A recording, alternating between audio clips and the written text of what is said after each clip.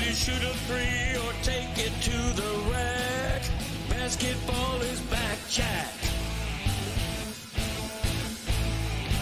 It's a dream shake down in the post, or a killer cross you love the most. When the offense tries to run and gun, is it man-to-man or box and one? It's big plays and talking smack. That's how you know that basketball is back, Jack. Let me hear you say basketball, basketball, basketball. Basketball is back, Jack. 360 dunks and pick and rolls. And we're gonna watch it every day till they raise the Larry O. Hard fouls and hook shots. A dagger three and hack a shack. If you say this game's the best, I'll say's a gag. Basketball is back, Jack. Basketball is back, Jack. Basketball is back.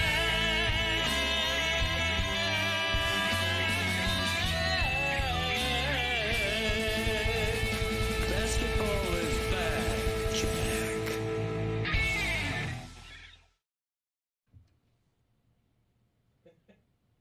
So let's start out with the real controversy. Lots going on right now. It is a Friday show, which means, of course, we have our pal Dave Damashek out there on the West Coast. Hello, Dave. There he is. What's happening in Miami? What's going down? We got a full crew here in the shipping container, but man, things were said last night, things happened last night, and it involves a food that we all love. What is going on with Chick-fil-A? Jeremy, can you fill me in here? All right, so is Chick-fil-A like the new promotion, the way that they used to do Papa John's for the Heat games? Like it's now a Chick-fil-A thing? The way that this promotion works is if a road player misses 2 free throws in the second half, 2 consecutive free throws, you get a free Chick-fil-A promotion, which normally is deals. 8 nuggets. Yeah, I like those kind of bits, because anytime. Yeah. Okay, so you're saying anytime in the second half, not just fourth quarter? Anytime in the second half. Wow, okay, that's very generous, Chick-fil-A. And so if a road player misses the first free throw, like is the crowd getting into it? Absolutely, every time, because they'll put it up on the screen. Like they'll tell you at halftime, hey, good. if this happens, because they want the crowd to get into it, and then they'll remind people, and people like. Sometimes the biggest pop of an entire game, if it's a blowout, is that moment when someone has missed their first free throw. Bad crowd. Now, of course, I think everyone remembers like the most infamous moment of these, right, is Boban, where Boban Marjanovic a few years ago. Dave, do you remember this, where Boban was on the free throw line? I think he was playing for Houston at the time. He was on the free throw line. It was a road game, and everybody knows you get free wings, whatever it was. And this one was so weird to me because Boban missed the first free throw, and everyone in the crowd now stands up. They're all cheering. They're very, very excited. And Boban, even though he's on the road team, clearly understands what's happening here. But here's the thing. It was a close game. It wasn't a blowout. And Boban motions to the crowd, I got you. He says, I got you. He puts his hand up and he points at everybody, and he says, I got you. It's okay. I got you. And then he proceeds to miss the second free throw. And he comes up the court pumping his fist. Everyone was excited, but like, it was a close game. Why did he do that? Point shaving. Pablo's got to look into that. Yeah, that's a point shaving scenario right there. Well, Pablo has looked into this. He did an episode on chicken-eligible free throws with Amin. Where did I miss that one? Well, You were here. yeah, you were here. You were supposed to watch. But they figured out the CCR, which is the chicken conversion rate, and not Creedence Clearwater Revival. That is an oldie. The chicken conversion rate about for that, my one wayward player son? in the league is sky high. Giannis Antetokounmpo shoots free throws going into the season at right around 68, 69%. Hold on. I'm gonna stop you right there. Wayward Son is Kansas, buddy. It was. Carry On My Wayward Like Son. I is said, Kansas. you know about that song by Fortunate Son. Kansas, My Wayward Son? It's Carry On My Wayward Son, and it's by Kansas, not by CCR. Sorry, Like I Jeremy. said. Yeah, it's Fortunate Son, but we can carry on. So 68% for Giannis normally on free throws, 63% in the fourth quarter. Chicken-eligible free throws, he misses 8 out of 10 free throws. That's amazing. On chicken-eligible free throws. So Okay, he's so showing thi- love to the And people. he's the one that did it last night. Right, okay, so this happened last night. Last night. I Giannis texted missed Amin 2 free immediately. throws. Yep. All right, so Giannis missed 2 free throws, and the crowd now, as a result, gets this Chick-fil-A promotion. That's today. right. So what is the controversy? The controversy is that the Panthers also have a promotion.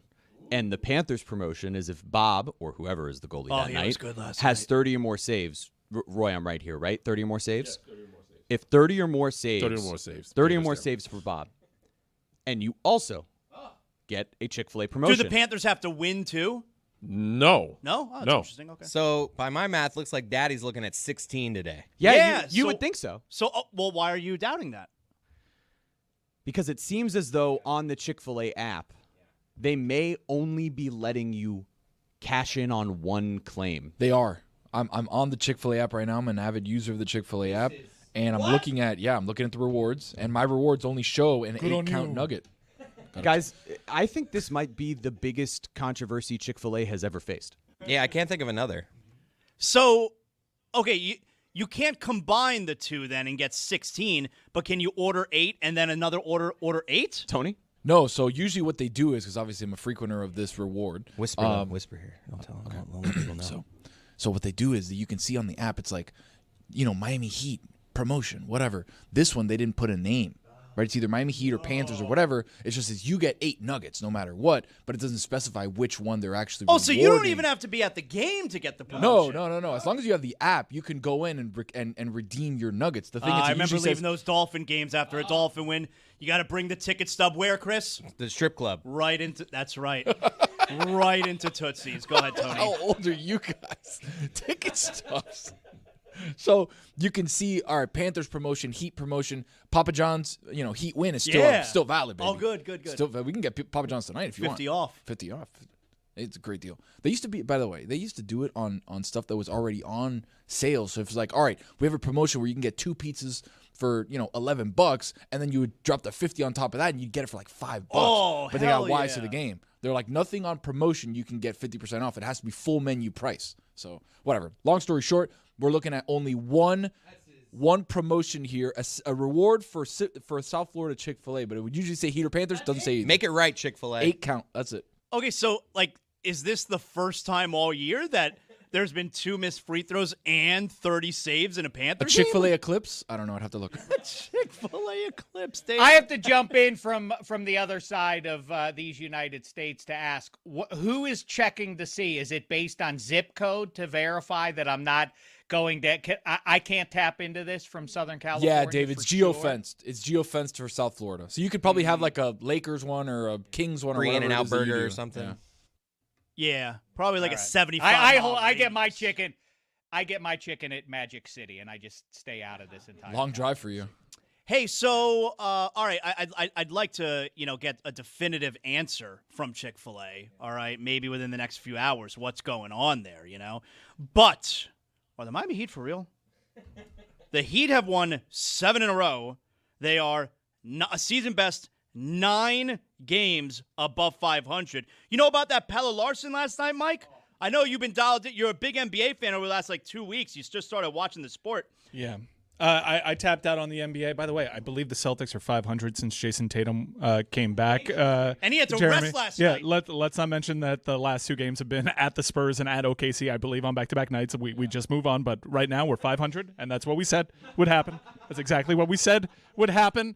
No, I was actually a little sick last night. I went to bed at 6:20. I tried to fight through I tried to fight through the NyQuil as long as I could because I was watching an incredible FSU Duke game. I went down to the wire. Bobby Buckets for FSU is a hell of a player, but Duke ends up surviving. So I'm dialed into the ACC. I'm trying to watch as much college basketball as I possibly can because on Sunday we have Select Your Sunday. We have the selection day for the NCAA tournament. We have Oscars, red carpet. We'll get into that in a little bit. But also, I kind of think that this is like a niche interest equinox that's going on Sunday, too. Because we mentioned there's Indian Wells, there's left turns in Las Vegas, there's the Players going on as well. You got AEW Revolution. There's a lot going on Sunday. Ooh, all right. There you go. So, Dave, you know about Select Your Sunday? I do know about it. As a matter of fact, I'll be a part of it, friend. I'm going to be joining the live stream. Excited for that. Yeah, I think that Selection Sunday, even though my interest in college basketball has dipped a little bit, like I think everybody in these United States would agree with me about that, I think it remains in the top 3 greatest sporting events that involves no actual sport. The Selection Sunday, along with the NFL draft, the NBA draft lottery selection, that's up there. Yep, that's fun. And I think NFL draft. I think those would be your top 3, right? All right, so Sunday, and what time are we starting? What is it, 5:45 Eastern? 5:45 p.m. Eastern. You can check us out, YouTube Live. All right, Select Your Sunday. We're going to have a lot of fun. It's going to be something for everybody to do on Sunday night. Everybody's normally bored on Sunday night. You don't have to be bored now this weekend. We got a great show on Sunday night planned for everybody. But, Jeremy, so the Miami Heat have won 7 in a row. They are 9 games over 500. Pelle Larson was great last night, career high 28. Jaka Jonas, he looks like that's new Goran Dragic. That kid is good. Was that your boy? Last night Pelle Larson was my boy. I think so I don't normally have favorite players anymore. Like, do you have a favorite player on the teams that you love? No, I'm 34. Right, exactly. I don't have favorite players anymore. Really? Sam Bennett's my favorite Panther. I kind of, that's how I enjoy the NFL now since I don't have a team. It's like I just root for certain players. And the NBA is a lot like that. That's the stand-up. Well, especially for the NBA. younger crowd. Yeah, you'll have your Steph Curry fans, and they'll follow him wherever. That's why you have your LeBron fans that have been Heat fans, Laker fans, Cavs fans, and they just move along with them. It seems like pretty unique to soccer in the NBA in this country. Like, Dave, do you still have favorite players on your favorite team? I don't mean like, I love watching, Patrick Mahomes. You're a Steeler fan. Do you have a favorite player on the Steelers? I guess I do. I was struck by Tony, who's on the younger side of things, saying that he's a 34-year-old man. I thought that the newer generation of people all vibed in that direction versus team brand. No, right? I agree, Dave. My thing is I don't like I like the Heat, but I'm not sitting there being like, man, I really love Bam. He's my favorite player. That's how I feel. I don't have that. Like I really like watching Steph Curry play or Jokic play or whomever, but I don't sit there and be like, my favorite guy is Pelle Larson. What age? Right. Can a 28-year-old have a favorite player? Yes. I think 28 is still a good age. For me, it started about 10 plus years ago. I'm 45, all right? I know I look younger because I got like a Benjamin Button thing going on right now, but about 10 years ago, I got to a point where I don't have favorite players anymore because it's weird to me for a guy who's younger than me. Oh, you're my favorite, even though like I'm a lot older than you. Like that's weird to me. You know what I'm saying, Dave? I do get it, but also I think this is what players fall into all the time is that they think, fans, on social media and otherwise and back slaps wherever I go and everything else. But when push comes to shove, it is always interesting to see the player get surprised when the fan base turns on him in favor of the team brand when there's contract negotiations afoot and I might hold out and not deliver services. I'm always struck by the players being surprised by the fan reaction. Like, wait, I thought you guys had my back. Like, no, we want the team to win, man, and you're hurting our ability to win games. We want you to sign. We want the team to pay you out until you start refusing to deliver services. Then we are going to turn on you because you're hurting our team. It is a funny dynamic that I think plays out in the 21st century all the time here. Yeah, the players feeling betrayed by the fans on some level. Yeah, so I am with Tony, where like I got to a point where I don't have favorite players anymore, but I think Pelle Larson is my favorite player on this Heat team, which is weird because I'm like 25 years older than him. But yeah, Pelle Larson, I think is my favorite player on this team. He was awesome last night. But what I do want to say is, I'm really excited about the Heat right now because they've been playing great and there's fun things going on with them right now. And for just the second time in 2 years, I'm going to a Heat game Saturday night. Big game. That's Big game right. or not a big game? Everybody knows that's a big game. Big I don't, game. I don't want to do spoiler alert for Zaslow Show 2.0 today, but that's a big game. Heat Magic, Saturday night. So I'm going Saturday. I'm taking my younger son because he's way into the Heat these days, and I want to Who's get his that. favorite player? Because he's in the age of having favorite players. Well, in the team. I'll get to that. I have an explanation for that. Very good question, though, Tony. Put that in the holster. So Saturday night, going to the Heat game, Heat Magic. Battle for 5th in the Eastern. That's right. Don't laugh at that. It's just Battle funny for 'cause 5th. They're in both the Eastern 2.5 back and Conference. forth, by the way. That's I right. gotcha. It's just funny when you have the build-up. It's a big game. They're tied for 5th. That's right. So Saturday night, I will be making my second appearance in just 2 years at Kaseya Center. It is very, very exciting. Everybody come and say hello. I love you long time. So I have to. I'm sorry to interrupt. I really, my head's spinning. The announcement in the last 4 minutes of this show is that it's weird or childish to have favorite players in sports. I'm confused. No. I think there's a difference between your favorite players to watch, like, ooh, In the league. I love watching Wemby. He's my favorite to watch. And having a favorite player on your team where, like, you're a little kid and you got to buy his jersey. I'm with Dave. I think the former is weird. Like, I just root for guys. I just like he's good, and so I like to root for greatness. I think those people are the weirdos, because where that delivers you is, why do we have to debate these things about LeBron versus Jordan? Okay, that one's a little tired, but why do we have to try? I haven't figure heard out that who's better? argument. Can't we just agree they're both great? No, we can't do that. What are we doing then? What is our role in the entire operation if we're not having those sorts of debates to figure out? By the way, I don't know if everybody's noticed that every league has awards a title at the end of it to try to define who the best is, and then they do an MVP for individual greatness. Why are we trying to get away from it's too much? Why do we have to figure out who's better? Because that's the whole point of what we're doing. That's why we do the sports in the first place. I was made to feel a little embarrassed, and there was consensus in this studio that everyone's like, yeah, you have your favorite team. You don't have a favorite player. I'm like, damn, I feel like a dork for loving Matthew Tkachuk. Like, he's my favorite Florida Panther. I'll just shrink in over here. I guess I'm a child. It was once they pointed out of the player being younger than you that That's I weird. started to feel. But I'm still with Mike. Like, I have a favorite player, Yeah. but I am older than him. Am I a creep for liking every Malachi Tony post? He's 18. And is the opposite then true? Do I have to like everybody? Is it like I have to like everybody the same then? Is that what No, you're this isn't proposing? communism. You Because can like whoever if you I want. can't have a favorite. Well, if I can't have a favorite, if it's weird for me to have a favorite, then I can't have least favorites either, right? That's kind of what you're saying. They're all the same. And then that takes us into the Jerry Seinfeld. Well, now I'm just rooting for the laundry. Unsatisfied. That's what we do, though. We do root for the laundry. We have an entire dedicated March Madness rooting for laundry.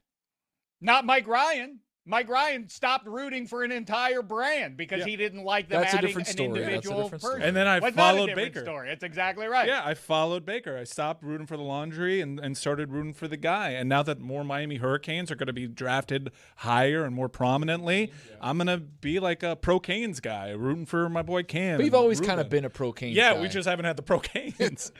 I know it's crazy. This is. I'm going to say something. I hope you guys don't think less of me, Go on. even though both of these people are younger than I am. Maybe I shouldn't say it too loud because it's embarrassing. Yeah, shh. I like Sidney Crosby on the Pittsburgh Penguins more than I like Ville Koivunen on the Pittsburgh Penguins. Does that make me? Is that crazy? Yes. Does that make me a weirdo? I was. what the hell? I'm a huge fan of Erik Karlsson. I've been following him. Like, I like watching him play. I tune into all his games. I kind of feel some kind of way now that he's not playing as well, even though he's had a nice little bounce back and he's with the Pens. Oh, 'cause he's I, very good. I generally don't like the Pens, but when he was an Ottawa Senator, I would buy Carlson T-shirts. I do like players. I like tuning in. I love watching Macklin Celebrini. I think there are certain players that are appointment you know about that? appointment television. Celebrini, come on. All right, so this is a very Take controversial it for start. I take Celebrini for my lumbago. Is that a disease, lumbago? That sounds like one. Very controversial start to a Friday show. But since we have not spoken to Dave yet this week, there was big reactions last night at the Heat game from Eric Spolstra, Bam Adebayo, because they're at the center of the controversy over the last couple days, Dave. Before we hear from them, because this is the first time we've gotten to hear from Spo and Bam since the 83-point game on Tuesday night. Dave, how did you experience what took place with Bam Adebayo? Before Spo and Bam, which out of context sounds funny that we're going to hear from them. This is, and I don't want to get hyperbolic early on a Friday, but I'm going to say what I feel. This is move over tan suit. I don't know what else. This is the dumbest controversy that I can recall in my lifetime. I mean, what the hell? What is exactly the thing here that Bam needs to apologize? This is the talk. And by the way, when we talk about rooting for players, that's what's at the root of it. People are offended for Kobe Bryant, right? I mean, that's what's at the root of all this is people are puffing their chests out. You hurt my feelings because I want Kobe to have this record, not Bam in a game that doesn't really matter. I mean, do we have to take away because it hurts football fans' feelings? Like, I like Larry Zonka better than I like Timmy Smith from Washington, who broke the Super Bowl rushing record. It's not right that he has 204 Super Bowl rushing yards. Take it away. This is the most bizarre thing that people continue to buzz about days and days after the fact. And by the way, the other thing that people keep skipping over is it's not even a record. Of course. It's the craziest right. controversy I've ever seen. Right, of course. So last night, Eric Spolstra, this is before the game last night. It's his first availability since the game on Tuesday night. And granted, he spoke after the game on Tuesday night, but that was before we had 48 straight hours of people shitting on Bam and shitting on the Heat and shitting on Eric Spolstra. So here's Eric Spolstra just straight up telling everyone, you're not getting an apology. I apologize to absolutely no one. Period. And going into the game, it's a Tuesday night game against a team where they're not playing for anything, where their organization is trying to lose. We've already lost a game, in that kind of situation. We have players that are sitting out, and I spoke to Bam about I want, as our best player and team captain, for him to be locked in and ready. And he sure was. I think a lot of people really enjoyed Eric Spolstra last night because there's more from him, but he was saying a lot of the quiet things out loud, and I think a lot of people really appreciate it. But I liked how he started there in that clip saying how I'm going to apologize to no one. And that part is important to me because I think maybe when the national folks, be it media or fans, when they talk about Heat culture, and we heard the other day, which I found very offensive, Tim McMahon from ESPN, who's a very good NBA reporter, but talking about how Heat culture's dead now. I don't ever want to hear it. Like that was offensive to me. All right, but I think what a lot of people are missing about what Heat culture is and what Heat culture means, it's them not caring about anyone else outside the building. It's them not caring about what anyone else thinks, how anyone else feels, and they do what is best for them and what they care about in that building. I mean, how many times does Eric Spolstra, one of his go-to phrases, right, is, we're not for everybody. Yep. That's one of his lines. We're not for everybody. That is Heat culture. They don't care about what everyone else is saying. And so I feel like we haven't talked about that part enough. So I'm glad that he pointed that out. You could kind of say the opposite of this is not Heat culture and Tim McMahon saying like Heat culture is dead and all that stuff. It's like the antithesis of that. Like this is exactly what Heat culture is getting your guy a record, getting your guy to do something that only one other person in the sport has done. Doing what's best for us. Yes. Yeah. Yes. And he quoted Conor McGregor at the beginning. I'd like to take the chance to apologize to absolutely nobody. And, that's how you got to play it. Well, and Spo talked, the entire time about the respect that he has for Bam and how this is so not the player that Bam is, not from the skill set perspective, but more from he is someone who was always just sacrificing for the team. Everything he does is about the team. So on a night where he could make it about the celebration of the individual player, about the celebration of the captain, he said, I would do anything for Bam. Period. As his head coach, I would do anything for Bam. Yeah, so let me give you a little bit more of Eric Spolstra here. And one thing that certainly Heat fans noticed. Everyone in the building had an amazing time, and here's Eric Spolstra on the fans. Going back and forth, at the end, all that happened under 2 minutes. He was already 76 deep at that point, and damn right we're going to go for it at that point. So I've seen, people, say, you've got to be a purist. I'm a Darwinist in this league. Really, you can do anything you want in this game. You can approach it however you want. If we get criticized for what we do, it was probably irony in these two organizations. There's nothing wrong with what they're doing. If you can, tank and get a great draft pick, I don't care. Like, you can do anything you want in this league. You can approach it however you want. We don't do that. And, we have the 13th pick. Do something that you're trying to get out of the number 1 pick. I've seen teams hack a shack. Debate it, not debate it. Who cares? You can do whatever you want. You foul 3-point shooters, not foul 3-point shooters. I don't. You can take the last shot in a game that's already over, or don't take it. Who gives a damn? Dave, that's a good line right there. If you noticed, where we're doing with the 13th pick, that being Bam, we're doing with the 13th pick what they, the Wizards, are trying to do with the number 1 pick. I thought that you were going to say line. the line of everyone saying I should be a basketball purist. I'm a Darwinist in this league. I don't like that. Oh, I do like that. Oh, you know what you're talking about, communist?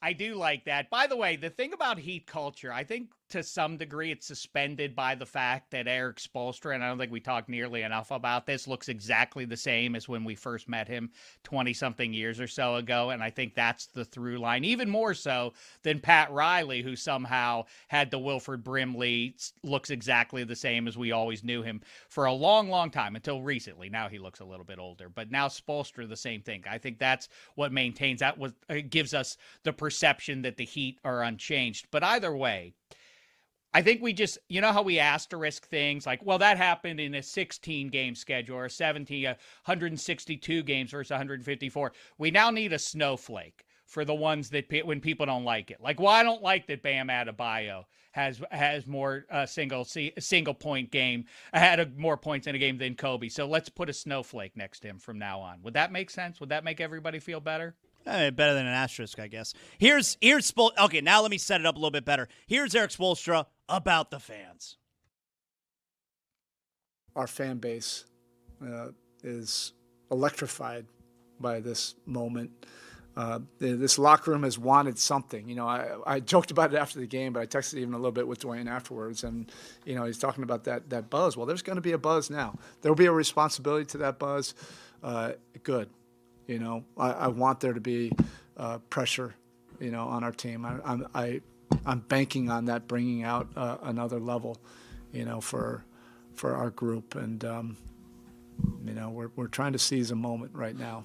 So I could tell you, I experience sports a lot nowadays through the eyes of my teenage boys, okay? So it's a bit of a different experience, and it's a great different experience. And what's happened as a result, I watched the game the other night with my 14-year-old, who has really just started to get very into sports over the last, year plus, okay? So while he still loves sports, he's still learning the nuances and that kind of deal. So so that's really fun experiencing that with him. But as a result of Bam's game the other night, he is so pumped now about the Miami Heat. He can't believe that he saw Bam Adebayo score 83 points. He can't stop talking about it. I will say, as somebody who, I would say of all of us in here, I'm a casual Heat fan.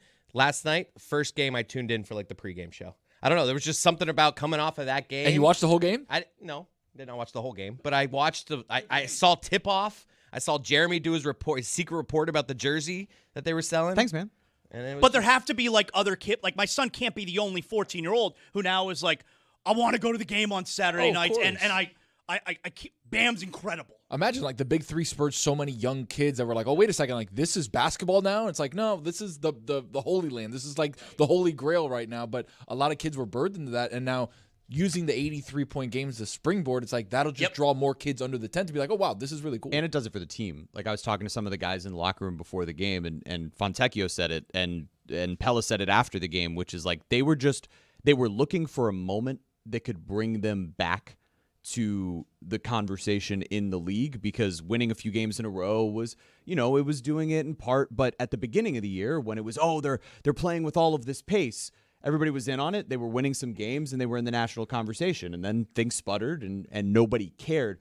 This brought them back into it, and it happens to coincide with this 7-game win streak. And now all of a sudden, they're the highest scoring team in the league, and they're winning 7 games in a row, and Pelle Larsson setting a career high, which, by the way, look, I may not have been sidelined to interview Bam after his career high, but I did get to interview a player after their career high. We'll always in the remember winner's that, circle, Jeremy. and I will always remember the night Pelle Larsson Please scored 28 points. Don't tell us the Pelle Larsson story again where you recognized him. Oh, you wanna hear the Pelle Larsson No, story don't. where I said I don't came in say here it. and Did I he get told hit in all the of face you? or no? No, I watched the red, white, and pink scrimmage. There it is. During his rookie season, and I will never forget that in the fourth quarter of this scrimmage, there's about 3 minutes left to play, and Pelle Larsson draws a charge underneath the basket. And when he draws that charge, the way Eric Spolstra's face lit up, I've never seen it. I haven't seen it. I hadn't seen it then. I haven't seen it since. It's one of the most impressive things I've seen. And I told all of you, buy your stock in Pelle Larsson then. You should have bought it. What I think is weird is this is sort of quintessentially Florida stuff, isn't it? Because Jimmy Johnson's Canes used to got a lot of heat, pun intended, for running up the score. And Steve Spurrier, the old ball coach with the Gators at the height of their powers, would run up the score, and people would get miffed about this. And so now it aligns with, like I say, Florida sports, that people are raw about Bam. But the distinction here is this happened in the NBA. And that's what Spo is talking about, that, Darwinism and all that. This was an NBA-sanctioned game. I get that it's unsatisfying when you look at college football historic numbers that, like, Robbie Bosco at BYU in the WAC, he has way more passing yards than guys from credible conferences and all that. This was an NBA game. I don't even know what to make of this so-called controversy. It's the weirdest one, like I say, I've ever seen in my life. So how about Bam? Bam now got to respond to all the criticism that he has also heard over those 48 hours.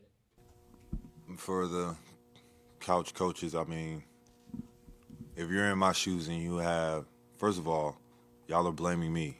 You should be blaming the head coach. Get that first. I was not the one. Let me go one-on-one the whole game until I had 70. Then you started to send a double. At that point, I got 70 with 9 minutes left to go in the game. You think I'm not going for it?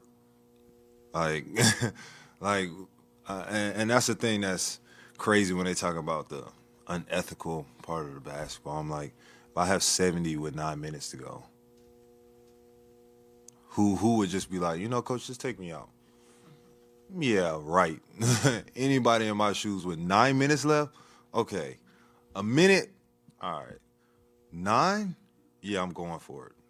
These are incredible building blocks for Jay Lucas next season as he takes the reins as Miami Heat head coach, according to Jay Williams. Whoa, hold on. What did Jay Williams say? What did he say? Jay Williams on the ACC broadcast yesterday when Miami beat Louisville. Close game? Yeah, it was a close game. I mean, it was a 1.5 All point the spread. ACC games Dub. yesterday were close. Yeah, it was. Clemson got a big win. Yeah, those two teams, like, they go to war with one another every time they play. But Miami beats Louisville, advances, plays Virginia today in the semifinal, 3.5 point dog according to DraftKings Sportsbook. But yesterday, a lot of people perked up who had the sound on at around 2:45. Like, wait, what did Jay Williams just say? Jay Williams, and this was kind of weird that he did it like this, because I haven't heard these rumblings that Jay Williams has heard. Jay Williams said rumblings out of Miami that if Eric Spolstra were to step aside, Jay Lucas would be the replacement. Now, I think this is all absurd. Well, does Jay Williams mention there to the national audience that there's a major Duke Miami Heat connection? Well, he didn't, which is why I say you shouldn't just dismiss this. The part that you need to dismiss is there are no rumblings. We would have heard those rumblings. This is the first time we've heard anything like this. Does Spo look like a guy who's planning to step aside? Well, Jeremy and I were talking. You were in the group chat too. Like, I mean, Spo seems to love coaching, and it would be a real shock. And he just got named Team USA head basketball coach. That's really what convinced me more than anything. Like, look, we've talked about it here. Like, Spo's gone through a lot in the last couple of years, but not only is he a basketball sicko when it comes to coaching, and I know he has further aspirations than just going to championships without LeBron and Wade and Bosh, but it's also the fact that he was just named the head coach of Team USA basketball for 2028. Right, and he could step aside as Heat head coach and technically continue on as international coach. Like, this is something that happens, and it's kind of weird that the NBA allows that, where in international soccer, you don't see someone coaching a club and country. They usually focus on one. Granted, international basketball is different and Team USA basketball is different. But here's where we can't just dismiss it, and where I do think it's a little bit of a juicy one, and it led to some interesting conversations. Spolstra's had a lot going on in his personal life recently. He had the divorce. He had the cancer battle with one of his children. He just had his house burned down. I assume that's a lot of moments of reflection, all right? But like you were alluding to, Zaz, Nick Arison was a team manager for Duke. I assume Nick Arison and Jay Williams have some sort of relationship. Now, I don't know if that's where this came from, but you have to mention Nick Arison's Duke ties. Jay Lucas, also Duke ties. And Dan has said several times on this show, and I think Dan is as plugged in as anybody on the Miami Heat, the natural replacement for Pat Riley when he were to move out of this team president role, whenever that may be, would be Eric Spolstra. Now, we just kind of assumed Spo would do both. Like he's going to do all three things. You know, like Pat did. But the way that the NBA is going, Brad Stevens, at the peak of his coaching powers, decided I'm just going to go to this front office role and count on and do that and hire a head coach, and they've had plenty of success there. So while I'm saying I haven't heard these rumblings, and I also would bet my bottom dollar that Spo is not leaving the head coaching position, I would say we can't totally dismiss this out of pocket because of the Duke connections and the fact that we can kind of see this thing coming to fruition if Spo were really just ready for a change. I think what we could probably dismiss, though, is Jay Lucas's next stop is not going to be the Heat. Like, whatever the next stop is, because maybe it will be the Heat at some point. His next stop, like, there's going to be something in between that. But what if there isn't? What if the play is long term? Like, hey, stay with Miami. This is coming in the next couple of years. You build a foundation. You build a powerhouse there. All of a sudden, when it's time, you're right down the street. I don't think that plan gets off track if he goes and coaches another school. Like, that plan can always be there. Yeah, everyone just speaks with the assumption that Jay Lucas is not going to be here in Miami and Coral Gables. You're for a the one time. who speaks that way. No, I have that. I'm actually in hearing some of Jay Lucas's interviews and knowing that we're in a different era now and seeing what he just did in 1 year. And also, we have to keep in mind, Miami is removed from consecutive years where they were an Elite Eight team and a Final Four team. Like, this is a pretty good spot for Jay Lucas to be. I'm not one of those people that are resigned to him going to Kentucky, let's say. Coming up today on the Alley Oop, Victor Wembanyama might be the greatest player of all time. Simultaneously, though, Kawhi Leonard might be the greatest player of all time. And you know who's not going to be the greatest player of all time? The guy that everybody stays hating on, Bam Adebayo, who ended up breaking Kobe Bryant's scoring record, 83 points. Here's what everybody gets wrong about that 81-point game. And also, don't play around with DeJounte Murray just because he looks like a 90s pop star. Lock in.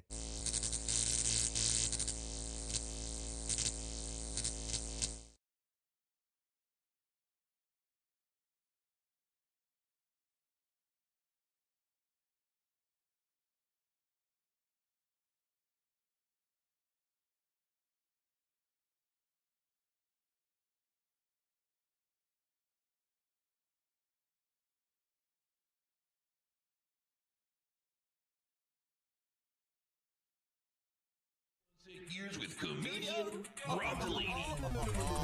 I really am thrilled to be doing this, Rob, because I admire your work a great deal, and it's rare that I find somebody from afar that I've been wanting to talk to because their story seems somehow something even more admirable to me. Now, you might not view it this way. I don't know how much nobility you think there is in your story, but in watching the art that you've made and watching the life that you've chosen, it's sort of been a pleasure to watch your work grow and to see, you know, the things that you are choosing late in life to do artistically. Well, that's very. This week on Mystery Crate, we get to the bottom of what we're going to call Zaz's story time. Either it's big-ass story, Zaz's big-ass story, or Zaz's old-ass story. One of the two will be it. He brings a very cool story that ties into something that we've been doing here on at Meadowlark on Pablo Torre Finds Out. Jeremy defends his BAM take. He was on a Broadway musical with Daniel Radcliffe. Yeah, I made my Broadway debut. That was hear exciting. all about it. Everybody was super excited. Thank to you, hear Jeremy. the That's story. enough from you. We also have the Quentin Tarantino, the official Quentin Tarantino tiers list of his movies. So we go through all the movies, we slot them into tiers, and we argue about it, which is always fun. Argument TV. That's on Mystery Crate. Rose, anything else? And we went to Key West. Oh, that's right. Roy, something happened in Key West that we'll get to. It's not good. It's not good for Roy. I just like stuff. Okay. Very kind of you to say. Thank you, and thank you for acknowledging that I am late in my life. There's a refreshing honesty to that. I am 45, so I'm well more than halfway. 45 is late in life. I mean, I do think about it though sometimes though. Like I'm definitely more than halfway done, and that's funny. Isn't that funny? How does it feel to be told that you're late in life by someone who is considerably older than you? Who's a great deal. The Alexander brothers epitomized power, privilege, and perversion, selling billions of dollars in luxury real estate, living the high life. And now they might live the rest of their lives as guests of the federal government, having just been convicted on 10 counts related to conspiracy and sex trafficking involving drugging and raping multiple women, including 2 who were underage at the time. Vanity Fair's Willa Marks joins us to break it down. And you already know where these guys are from, right, Roy? Miami. Well, down in Florida. Hashtag because Miami. Cookies. This episode of the Dan Le Batard Show is presented by DraftKings.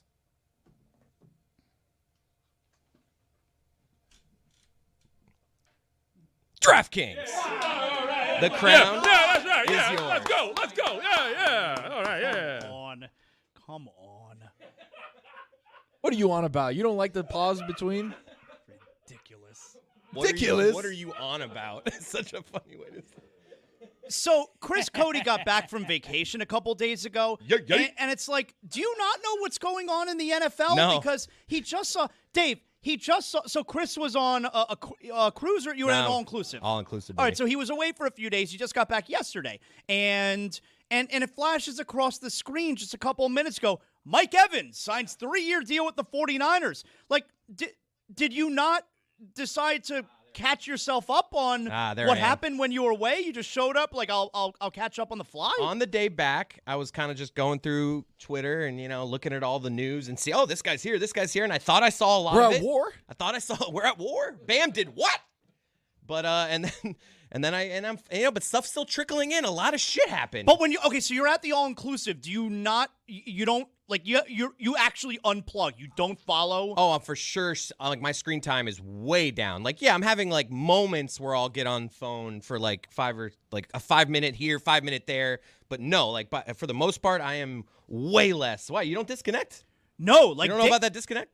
That's my gimmick. Like, Dave, I feel like we work in a business where we can't just disconnect for a week and then play catch up. Like, I'm not on my phone the whole time when I'm on a cruise or something, but I get the Wi-Fi package and I make sure I check what's happening, What the hell is Chris Cody unplugging from? Sports? That way, I've never been an ER doctor, but I've watched The Pit a few times, and I can understand wanting to get away from that sometimes. Well, get away from sports. That's the whole reason you choose to do sports for your life. I mean, you don't want to unplug. This isn't work. This is fun work. It's more just getting away. It's more just getting away from my phone in general. Okay, but how much is it? Okay, I've got to unplug. Yeah, let's. Nice. I gotta get away from it all. From what? From watching sports? From Canucks Flames? All right, let's get down to brass tacks here, though. How much is it, Chris? Because if on your vacation you got your phone out and your wife scolds you. I mean, it's really not that at all. She's reading her book. She doesn't even see exactly. you. She's reading smut the whole time. That's my wife. Anyone else? But you have to. You have the built-in excuse, Zaslow. Of course you know that. Cody, if anybody's like, what are you doing on your phone? Can't you focus? Can't you be present with us? I'm sorry. I wish I could. But it's my job to be plugged into what's going on in sports. And unfortunately, I use that. It's my job line so much throughout the year, guys. I got to take like a few days off on the hey, honey. That's why you do it. That's one of the reasons you I gotta choose watch sports Panthers as a job. tonight. I gotta watch Panthers tonight. I gotta work. Like I use that a lot, guy. I go to that well a lot. Oh, my wife always says to me, do you have to watch this game for work? You know, the answer's always yes. We have highlight on Friday nights, and then afterwards, I'm still working, honey. We're like it's a team meeting we're doing after here at Las Rosas. That's right. Which, for me, is also kind of work. See, dude. Wow, good point. It all falls under the work umbrella. ABW, always be working. And by the way, it's 100% the truth, too. That's what you have on your side. Like, I got to watch this game for work. Like, do you feel like you're lying? No, you're not lying. You should watch it. That's what you're supposed to do. You're supposed to be watching the games, everybody. And guess what? It's fun, too. You good? While we're I'm done. I got to. Well, no, I don't. I didn't know if you needed to unplug for a few minutes right now. Speaking of Panthers last night, how about this Bobrovsky deciding to play well as soon as we're eliminated? I am over this Bob. They're eliminated? They're not eliminated The yet. last week. Awesome. I know they're not technically eliminated, but They they're win eliminated. the rest of their games. Look at him. The last week or so, every game, it's Bob playing out of his ass. Now that we're out of it, I'm over this Bob playing well late in the season. Oh, good. We could just talk about You're over the guy who just delivered 2 Stanley Cups to you? No, I'm over What the him. hell's going on with Cody? I'm over him. Somebody unplug him. Roy, unplug him, please. Yeah, his mic's off. Don't worry. He's not talking anymore. I'm glad that Chris brought that up because, yes, Sergei Bobrovsky was incredible last night. Kept them in a game where the Panthers were generating no offense the first 2 periods. Third period was actually very exciting, and the Panthers win. Reinhart scores the winner, and they win 2-1 in overtime. But I feel like last night, Bob was so incredible. And last night for me, if you didn't feel this way before last night, you have to at least have some type of feeling about, I think this year will be a blip on the radar when the team comes back healthy next year, certainly when Barkov is in front of him next year, and that you have to bring Bobrovsky back. You probably sign him to a 2-year extension. You bring him back next year, and it's pretty likely he bounces back. Like, I thought last night was maybe the best moment of the season. Because, and you heard what guys were saying about Bob after the game, and even what Sergei said after the game. You saw there were quotes from him just about, I love it here. I don't ever want to play anyone else. This is the only place I want to play. I want to finish my career. Like, you can't get rid of this guy. I'm so glad they didn't trade him. I'm so glad. Well, I mean, this is the first time we've heard anything like this. His contract's been a looming situation, and it was almost as if the deadline forced this conversation into the local narrative. We're not that kind of media market that if this were Toronto, they'd be banging on about his contract for 2 years. But that's not how South Florida is. I think the players like that. But it's cool to see, like, every Panther fan's kind of wondering, wait, are we going to lose our legendary goaltender, number 72? And they've answered that pretty loudly.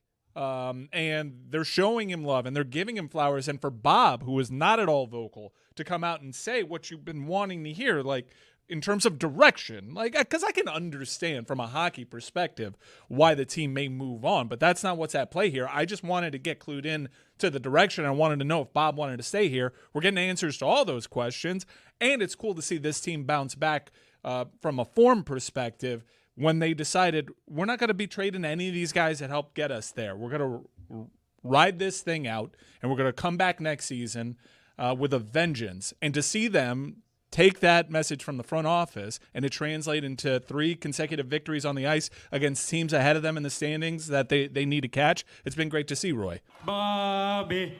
Yeah, he's getting paid $10 million a season. I'm looking for him to take a team discount like Sam Bennett and the rest of those guys took in the offseason. But, yeah, the way he's been very good the last 2 games that he's played. And Annoying. It's annoying. Like, I'm fine with them not. It's not annoying. Like It's you're annoying because he played like shit all season, and then as soon as we're out of it. I mean, I know we're not technically out of it. We're out of it, and now he's playing well. It's just annoying. But listen, I'm fine with them missing the playoffs. They need the rest. They've played an equivalent. They played an equivalent of a full regular season in the playoffs the last 3 years. They need the rest. So anyway, I'm glad you brought up the Panthers there. Bam doesn't need rest. Now, Chris, going back to your vacation. What's up? Your wife's into the smut, huh? Dude, ever since Heated Rivalry, she's just into the whole genre. Yeah. I mean, it's not just, she does it all. Like, she doesn't discriminate. She'll go, it's a whole thing. MF, MM, FF. Whoa. Wow. That's literally. You know about that FF? It's like Mike Fuentes? The love story. It's either male, female, male, Dave, you know about male. that FF? You know that FF? No. Tell me more, Cody. It's Please what it is. Plug me in. It's like what the love story. It gives you a little like when you're looking at a cover. Okay, FF, female. It's a female love story. MM, it's 2 males. MF, it's male, female. What about that FMF? You know, she loves it all. She reads about like 6 books a week. It's all she's doing every day. We're like watching a show. Finally, for Paradise. Just reading smut all day long? Well, I mean, there's pros and cons, but I think she won't stop. And I finally we're watching Paradise. We're watching Paradise, and I'm like, oh, this is a good scene. I look over, and she's like, I'm like, no. If we're watching a show, the smut goes away for a half hour.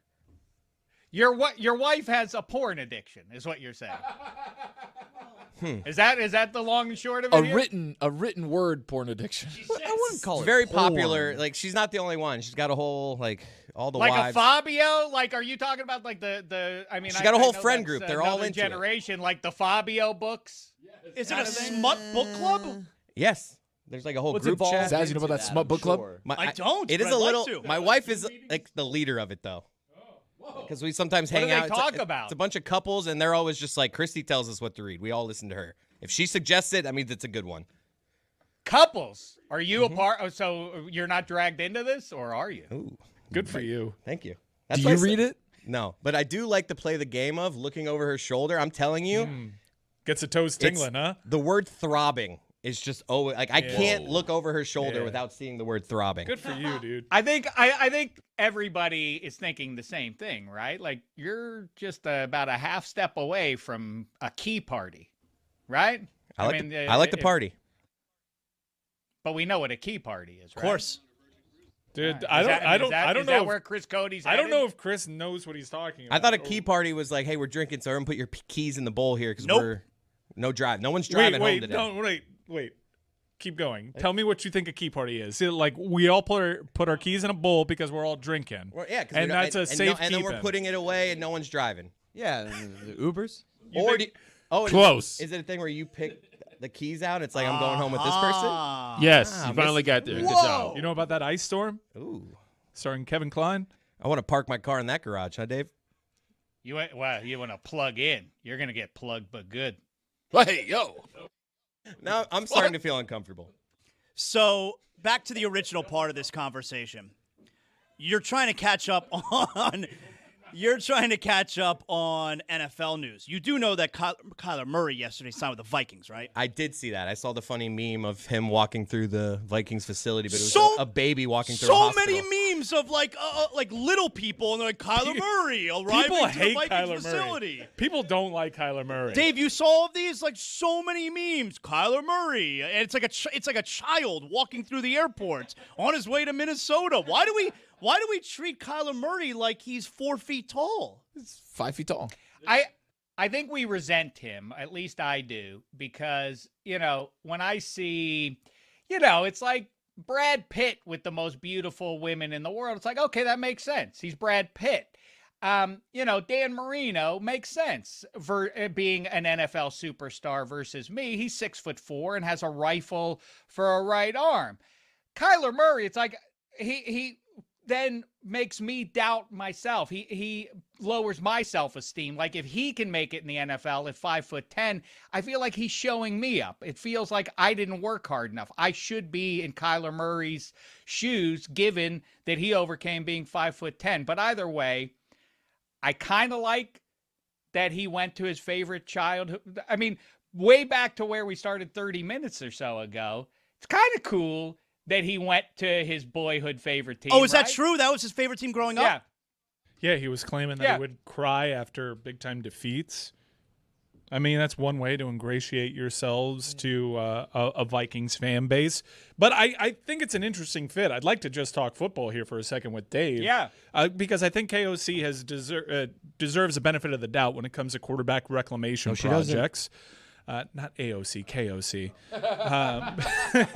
But what he did with Sam Darnold was amazing. J.J. McCarthy, everyone has kind of decided stinks because they're doing a little confirmation bias with what they saw in college. And he's been injured. He's had some moments in the NFL. It'll be an interesting quarterback battle. I don't think they promised Kyler Murray the QB1 job. What's your takeaway from this acquisition by the Minnesota Vikings?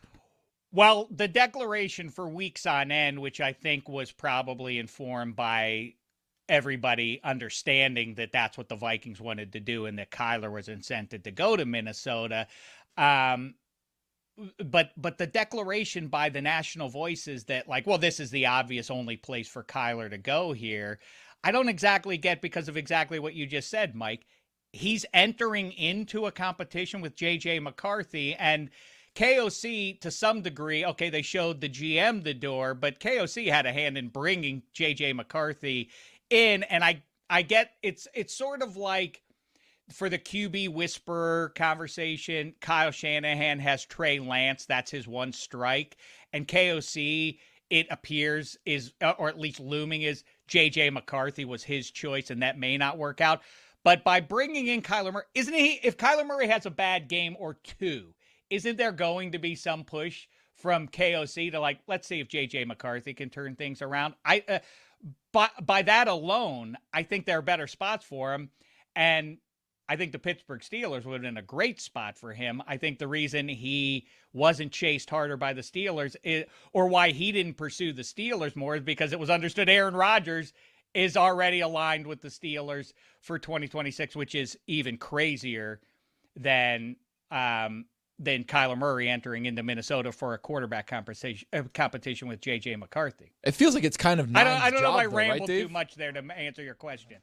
I think it's Kyler has pole position, but I do think in football terms, KOC, what he wants optimally is a distributor, a guy who throws short and intermediate passes, gets the ball into the hands of Jordan Addison and Justin Jefferson. That doesn't exactly speak to Kyler Murray's skill set. Mike McCarthy, in his optimal offense, if you look back 15 years or so ago when he had, ironically, Aaron Rodgers in his prime, it's a lot of that boot rollout stuff that Aaron Rodgers used to torture NFL teams doing. Kyler Murray is better suited to doing that than Aaron Rodgers at 43 is. It really feels like, as I said the other day, it feels like they should wife swap before they get married. Kyler should be the Steelers quarterback and Aaron Rodgers should be the Vikings quarterback. That makes way more sense to me than what the reality is going to end up being. But they had the opportunity and KOC basically said no. Right? Like the Aaron Rodgers wanted to go to Minnesota and it was like, hey, nah, like we're good. We've got, the guys that we've got in this locker room. And it's interesting because I think J.J. McCarthy's going to be given the first kind of crack at being number one. But then if he has a couple of bad games, how long are the Minnesota Vikings fans going to be like, all right, we need to see Kyler Murray out here making sure that we have some – because, Dave, you can talk about it. Their roster is one of the best rosters in the NFL. If they had a quarterback, they could be making legitimate noise in the playoffs. I completely agree with that. If they get the QB right, they absolutely have a Super Bowl run in them. And I know people keep pointing to what happened with Sam Darnold, and there are a number of examples now out there.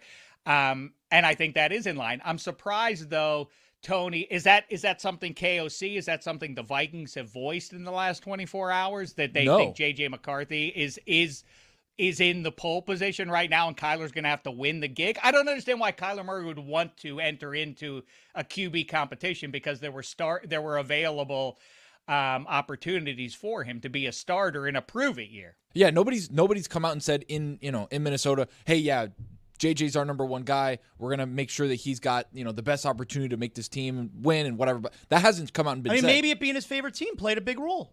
Yeah, maybe. I mean, I think that would be absolutely spiritually cool if that were the case. I think practically, doesn't work that way. There was at least one that I can see, but maybe multiple spots where he would be the clean starter without any competition, and why you wouldn't take that if you're in the spot career-wise that Kyler Murray's in right now in a prove-it year. My bad, Zaz. It just feels like KOC, the front office, whoever's kind of in the building looking around at JJ McCarthy being like, all right, we kind of got to get off this because it hasn't really worked. It doesn't look like it's working. Maybe we bring in Kyler Murray halfway through the season. He can come in and be a plug-in guy, and then we can go try and get somebody next year, free agent-wise or trades or whatever. But it just feels like the JJ McCarthy era is coming to a very screeching halt. Well, it's over. If they roll with Kyler, what then do you do with JJ McCarthy? Because practically, Again, I know I'm obsessing about the Steelers, but they have a void at quarterback, and so they, that would make some sense. I mean, there can't be some kind of market day for a guy who was, what was he, top 10? Was he number 10 overall, J.J. McCarthy? He's only had 1 year of playing experience. There's not a trade market for that Not guy? Not even a year. I mean, we've already rendered a verdict on him. I mean, he's played 2.5 quarters. That's what I'm saying. It feels like. Yes, of course. And, Malik Willis, I don't know if you heard about where he landed. I mean, he's played he's played a little bit more, I guess, than J.J. McCarthy, but we've already decided that he's the man. And by the way, you do kind of have to project. When you get desperate in the quarterback league, you do have to shift into the Malik Willis conversation a little bit here. You do have to swing a little bit bigger there. The metaphor for me is, if you're playing with house money a little bit, you can afford to go up to the craps table and make the sober place bets on 6 and 8 and back it up with double odds and all of that. If you're the Dolphins, if you're the Steelers, if you're a team that doesn't have the answer yet at quarterback, then you have to get up to the roulette wheel and put it all on one number and hope it comes up. You have to take some chances here, because until you solve that position, you are nowhere in the NFL. So I think that makes sense. But moving on from JJ McCarthy, unless KOC is looking at the man in the mirror and saying, you missed on this one, fella. It. Let's just move on and get Kyler in there and pretend JJ never happened. If that's the reality, maybe, but I still think, without knowing what's inside KOC's head about the guy he drafted, I think he's going to be incented to try to make JJ work at least this season. At some moment, at some point in the NFL season, he's going to put JJ McCarthy in there to see what he's got, right? More likely to have success in their new spot, Kyler Murray or Tua? I mean, I laugh. I agree that the Vikings have a pretty good roster, and the only thing that's in their way, as we sit here in March, is that they happen to be in the NFC North. Falcons have really good offensive players. Yeah, right. I mean, there were spots to me, and like I say, the national voices who decreed, like, well, where else is Kyler going to go? Is that a rhetorical question? Because I got a bunch of opportunities for him that are better than the one in Minnesota. Yeah, I get it. He's throwing to Justin Jefferson, but it's also it's fundamentally the wrong offense for what Kyler can do. I kind of don't hate the spot for Tua in Atlanta, and I know I may be kind of on the outs of that, but like the supporting cast that he has around him, the Drake Londons, the Kyle Pitts, the Bijan Robinsons, like. If Stefanski can kind of work this offense where Tua's quick throwing and doing the stuff that he was doing with McDaniel, I don't hate it. Playing in a dome, playing in a pretty soft division. I agree. It does feel, though, like when you watch Tua, like every defensive coordinator knew exactly what Tua was going to do. I mean, it was weird watching Tua this past year. It felt sad, like he was outmoded from some different generation or something. But Otherwise, though, Tony, yeah, I like that Falcons team quite a bit in that eternally bum division that is inexplicably always the winner is somewhere between 8-9 and 9-8, or at least that's how it feels. Yeah, I think Tua can absolutely make a go of things in Atlanta. And for the millionth time, I will say, because that's where Zaz and I first fell in love, was on our agreement. The entire Mike McDaniel Tua era blew up in that one loss to the Titans or otherwise on Monday night, or else we would have completely different opinions of the Miami Dolphins over the last few years. They would have won a playoff game. Who knows where they might have gone. I don't know if you know this, Dave Damashek, but speaking of quarterbacks, we do have a quarterback in this room. Tony? I heard about that. Dave, did you know once upon a time I was played some quarterback in high school, ended up choosing the basketball route, which I probably shouldn't have. Long story short, Andrew Hawkins thought I could have played tight end in college. I still agree with him on that part. That's another story for another day. But I did try out. I was working out. I was getting my body ready. You say 6'4" with a rocket arm, that's also me. I can throw the ball about 60, 65 yards. Like, I had some of that stuff working for me, so I got a QB coach. No one's going to check him on that 60, 65 yards? I can go do it if you want. Let's see it. Do we have a football? So wait, physical specimen like Jamarcus Russell then. So the problem was between the ears. It was yes. The problem was between the ears. It's a throbbing specimen. Can you throw a real football 65 yards or one of them fake ones? No. I don't throw little footballs. One of them Is it one of those ones. Nerfs with like the fin on it? No, with the fin. No squeals fin. when Give you me throw a it? real big football. Get to the punchline. Give me a real big football. So, Dave, we're getting there. I'm going to FIU at the time, and I'm like, all right, I'm going to just try out for the team. Maybe I can make scout team. Maybe I can be a taxi squatter. I can just be a part of the program, right? So I get to walk on tryouts. They start running the 40s. They start doing this and that, and you work out, whatever. And I'm like, all right, perfect. I'm ready to go. Like, obviously, I don't have tape because I'm, 3 or 4 years out of high school. Like, I don't really have tape on me. So we get to the quarterbacks. Everybody comes in. Coach goes, all right, guys. Excited to see all of you. You look really good. All right, so here's the plan. We're going to start here. Everybody get in the line at the 30-yard line. Let me see your 3 steps. Let me see your 5 steps. Let me see your 7 steps. And I'm like, all right, perfect. We start hitting it. Boom. I'm back. And he's like, all right, so what we're going to do is we got the wide receivers coming in, and we don't have footballs. So everybody looks around like, yeah, like, so the problem is if we would give you guys footballs, we'd actually have to take a day of practice away from the real team. So we're not going to do that. I mean, no one's able to run a sports authority, pick up some balls? Again, NCAA at that time, they were like, nah, you can't. If you give balls to the walk-ons, you have to take a day of practice away from the real team. I mean, that is some real stupidity. I agree. It was the bullshit. Chris Cody's wife's getting hot with all this talk about giving balls to people. So Wow. Jeez, Dave. Damn. So he's like, all right, what we're going to do is wide receivers are going to run a post. You're going to run a 5-step drop and then throw the ball to him. So I sit back and I'm like, okay, we do arcade. I sit back, boom, 5-step. I let it go. And the guy's like, nice. I think that's when you got to show off and just throw it 65 yards downfield. Even though there's a receiver right there, be like, just to show him you can do it. Well, I did. Just chuck it down the field. I did. I threw it as hard as I could. Shadow. So at the end of it, they were like, all right, guys, everybody did a great job. Nobody made it. And that was that. So I did the entire tryout. Well, what would it have taken for someone to make it when they didn't give you a football? It was a sham. It was a witch hunt. These guys know what they're looking for. They're looking for form. They're looking for footwork. Okay? Witch hunt? Tony, you just didn't have it, dude. So a guy who's 6'4", you don't want to sniff around and be like, you know what? What if we give this guy a football? He saw Let's enough. Just see it. He saw enough. Just look at me in a uniform. You want me on this team. That's what I'm saying. I don't understand why they didn't bring footballs to a football. I agree. Tryout. Thank you, Dave. At least bring a pine, or at least tell the players to the candidates to bring their own football, or have fun with it and bring a pineapple or something like that to throw Something around. football Very shaped would have strange. worked. Chris We had knows nothing. Yeah. Chris knows about that. Damn it. He's unplugged. Upside down. So, Mike, something caught my attention earlier today, and Ticketmaster, Live Nation, that's how you get the tickets. Everybody knows that. But if you know anything about the ticket industry, and I happen to know a lot, people call me the Ticket Ninja, and you will know that that business is really shady. Yes. Right? I mean, you're a Pearl Jam fan.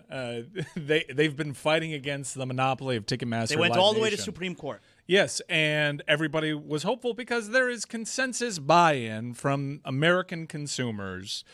Taylor Swift was a real impetus for this because her fans would always try to get tickets to her concerts, and bots would swarm this thing, and these fees were like outrageous. I just went through this with Metallica last week. Fees are outrageous. The consumer gets boned here in America when it comes to ticketing. My wife And knows so about that. There was an antitrust case that went all the way to the Supreme Court. The Biden administration was really the driving force about breaking up this monopoly because they essentially run the entire ticketing industry and there is no competition. Competition would at least keep these companies honest. Well, and to add some, context to that, when Pearl Jam fought against Ticketmaster, to show the control that Ticketmaster Live Nation has, Pearl Jam decided they're not going to use Ticketmaster, but as a result of not using Ticketmaster, they also had to book all the venues on their own, and it was small venues that ended up creating a huge logistic problem for them because all the main venues across the country are tied to Ticketmaster. So this case was headed to the Supreme Court, and this week the DOJ copped a deal with Live Nation Ticketmaster that in a punitive sense only really accounted for what is tantamount to 4 days of revenue for Live Nation Ticketmaster, and they in essence get to keep their monopoly. Now, on the state side, this battle isn't totally over. States do have some power here, but ultimately feels like Live Nation Ticketmaster got away with it, and there is no change. The top lawyer when it came to the antitrust division of the DOJ was fired. It seemed to be a Biden-led legislation, and they decided to just do away with it, and many consumers feel like Live Nation Ticketmaster were off the hook.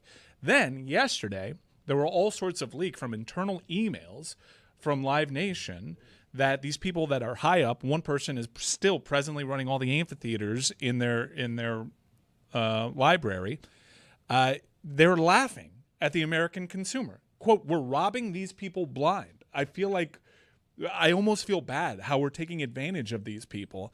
And it really chaps my ass how the American consumer always loses here with something as popular as this isn't fair. It's not like this in other countries with their ticketing system, right? Maybe for musicians, but there are protections. Like the European sports consumer has so much power. They blew up a multi-billion-dollar Super League deal. I know someone that runs business operations for a Premier League club. If he raises sodas 27 cents, he needs to have a town hall. Here, they just keep getting away with this monopoly, keep charging you fees. You don't even, like you and I were talking about it with Metallica, I don't even try anymore to get tickets when they're the moment that they're put on sale. Yeah, it's not. It feels like Dave for me. And again, I'm pretty good when it comes to the ticketing system. I know how to get the tickets, pre-sales, all of that stuff. It's the same for me as what Mike just said, where I don't even participate anymore in the on sale. You go back 15, 20 years ago, you want to go to a show, you better be on at 10 a.m. right when those tickets get on sale and scoop up your tickets. And now that's not even the way to go about getting tickets anymore. Oh, I'm old enough to remember even before that. You guys are talking about the newfangled trying to jump online at just the right time. I remember sleeping outside. I didn't personally do that, but I remember a lot of people who did it and showing up hours and hours in advance to try and get Jane's Addiction tickets and all that kind of thing. At the local Ticketmaster Ticketmaster outlet, right? Like down here, here it was Peaches. Peaches Music, Sam Goody, Specs Music was Sears. Those were Ticketmaster outlets here. Tower, you would go places like that. But yeah, people literally would sleep outside to try and get tickets. I guess Duke fans still try to do that to get in to Cameron. But I'm always struck by the fact, the incongruity of how much these tickets cost. It's sort of like, and this happens in Miami and Los Angeles both. I drive around LA. And I look at Bel Air to Pasadena to Malibu, Beverly Hills, and all of these, and I am always struck by who in the hell is filling all of these places. How are there enough people in America, let alone in one city, to fill all these multi-million-dollar mansions? And the same is true when you drive around Miami too. How do these bands, how do these, Bruce Springsteen or how do they survive? Like, who are the people that go to these shows? Who populate all these shows paying those ticket prices, given the economy in these United States right now? It's very weird. It's such a great question because I thought this recently, like this past summer, I took my younger son. He and I went to go see WWE SummerSlam up in New Jersey at MetLife Stadium. And WWE tickets these days are astronomical, like TKO, like they're robbing people, all right? But people are paying it, so it is what it is. But I had the same thought where we're at this show, and we sit close to the ring, and I know how much these tickets close to the ring cost. And I look at some of these people like, how did you afford to get here? How did you pay for this? Like, how are you here? And yeah, I have those exact thoughts too. How are people affording credit card debt? It has to be quickly. It's really easy. It has to be. I had the same idea. It's like I see people in Miami all the time. Everybody's just walking around. Like people are just walking their dogs and just like out at the beach. Like, what do you do? And then you get into an Escalade. It's $160,000. OnlyFans. It can't just be OnlyFans. Yep. Well, credit card debt is at an all-time high. Previous administrations tried to cap interest rates. They're not doing that. The consumer in America just continues to get boned. You don't even have your day in court. That's what's so frustrating about this. It's as arbitrary as a Department of Justice saying, no, we'll take it into our own hands, and the punitive measure is none. None. They get to keep their monopoly. The system stays unchanged. You get unchanged. You get to continue paying fees that are just made up. Fees that internally in emails, they're just laughing. They were literally laughing about $250 for parking sound good. It was just a scene in Goodfellas. Well, and not just that right there. There also seems to be something going on with the ticketing system where there are these programs. I don't know, have we talked about this yet on the show? Where there are these programs online. I think airlines use it also. But where the ticket systems, they can track how many times you're checking to purchase tickets. And if you're doing it multiple times, they know that this is something you really want. Yes. So the ticket prices, they don't lower, they actually rise because they know it's something that you really want or you really need. Again, like this is another thing. How is that allowed? The previous administration tried to penalize the airline industry here, where you at least would have some. That definitely happens with airlines. You would have some consumer protections if they weren't on time. You would get refunds, and this administration rolled that stuff back too. Why? Who's asking for this? Who's asking, hey, you know what I love about America? What a pain in the ass it is to get a flight to go see a concert, because I love paying $300 fees that are just totally made up from internal documents. We just keep taking it up the butt. It's for the people who fly on Not gonna say private anything. jets. It's the people who fly on private jets who make all the money off of that. And then we talk about, how can all of these people afford to live in those homes? Well, it's all the people who then don't have homes. That's how that happens. Maybe a couple less $1 million. Maybe be happy with $5 billion as opposed to like 5.4. Like, this is insane. They say that this stuff is going to change. You actually start seeing it change, and then the political pendulum swings, and we decide we don't want consumer protections. I feel like that's a bipartisan issue. We should have consumer protections. Is it?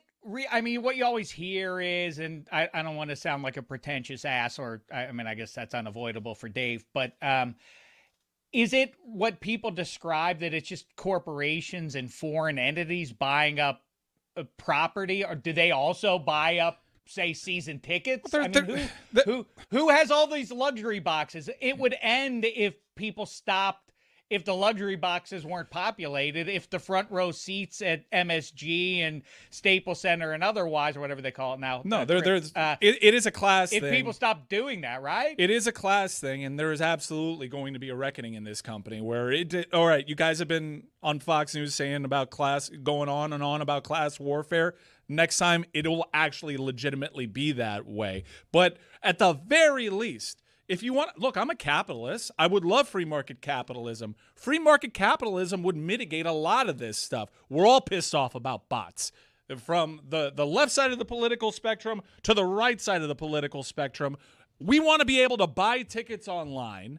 The second they go out, if we're going to go that extra mile and be online with a little pre-sale passcode, It's not worth it we anymore. want to be able to get these tickets. But no, you're not going to get the tickets that you want because bots are going to do it. A way to mitigate that would be break up monopolies. Keep these venues honest. Have a company say, look, our way in this marketplace, our foothold in this marketplace is no bots over here. But if you keep this monopoly intact that is just gigantic with no real competition, as everyone's been mentioning, the structure right now works for them. It's perfect for them. And it's terrible for the consumer. Dave, I don't know if you saw last week when I tried to get Metallica tickets because they're playing at Sphere. And I jumped into the pre-sale where on Ticketmaster, you jump into the queue, and the queue tells you how many people are ahead of you before it's your turn to enter into the space where you could purchase the tickets. And I didn't end up getting tickets for that show because in my queue, there was 305,000 people ahead of me. Listen, I hate to get up on Mount Pius about it, but Mike just is exactly right. I keep saying it. It's not left versus right. It is grotesquely wealthy versus all the rest of us. And I am priced out of having a good seat for a game, so I just want to go to the next key party with the Codys.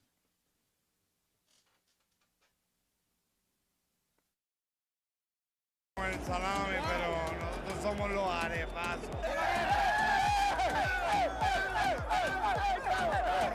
There's nothing like the atmosphere to a WBC Dominican baseball game.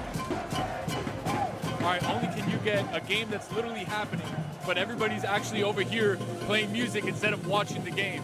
We got the rooster here, we got everybody here while the game's been going on and nobody cares about the game. Why? Let's go. Every hit, every strike, it's just a party. It's amazing. Dominicans know how to cheer for baseball. ¡Que viva la República Dominicana!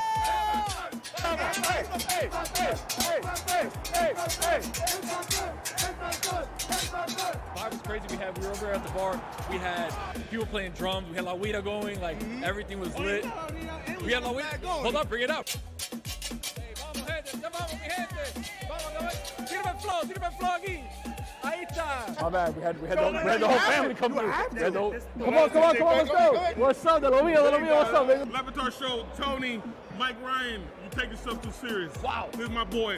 All right, we're back. We're back with the boys. Venezuela is one of the biggest rivals in the Caribbean series. It's going to be epic. Mangú, salchichón. Wow. Y nos vamos a Los tres golpes. Mangú, queso frito, longaniza y salami, coño. Pero falta algo. Aguacate. El aguacate. We got the Venezuelan hot dog.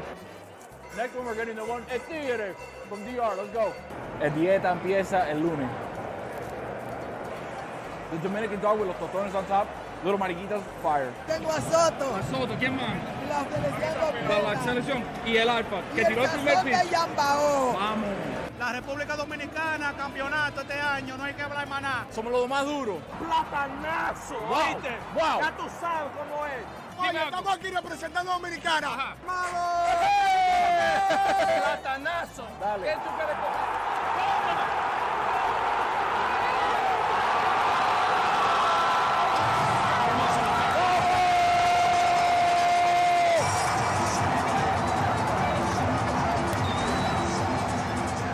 All right, we successfully did it. Went through the entire game. I'm pretty sure the Dominicans are winning because we dance more with the Dominicans. The Venezuelans look a little bit sad, and we've had an incredible time. Ven, pasa, que somos familia. This has been incredible. I love the World Baseball Classic. Every time it's in town, I'm going to be here. But again, I'm not going to watch any of the game. We're just going to have vibes and fun and music and food and all that stuff. So, back to you guys.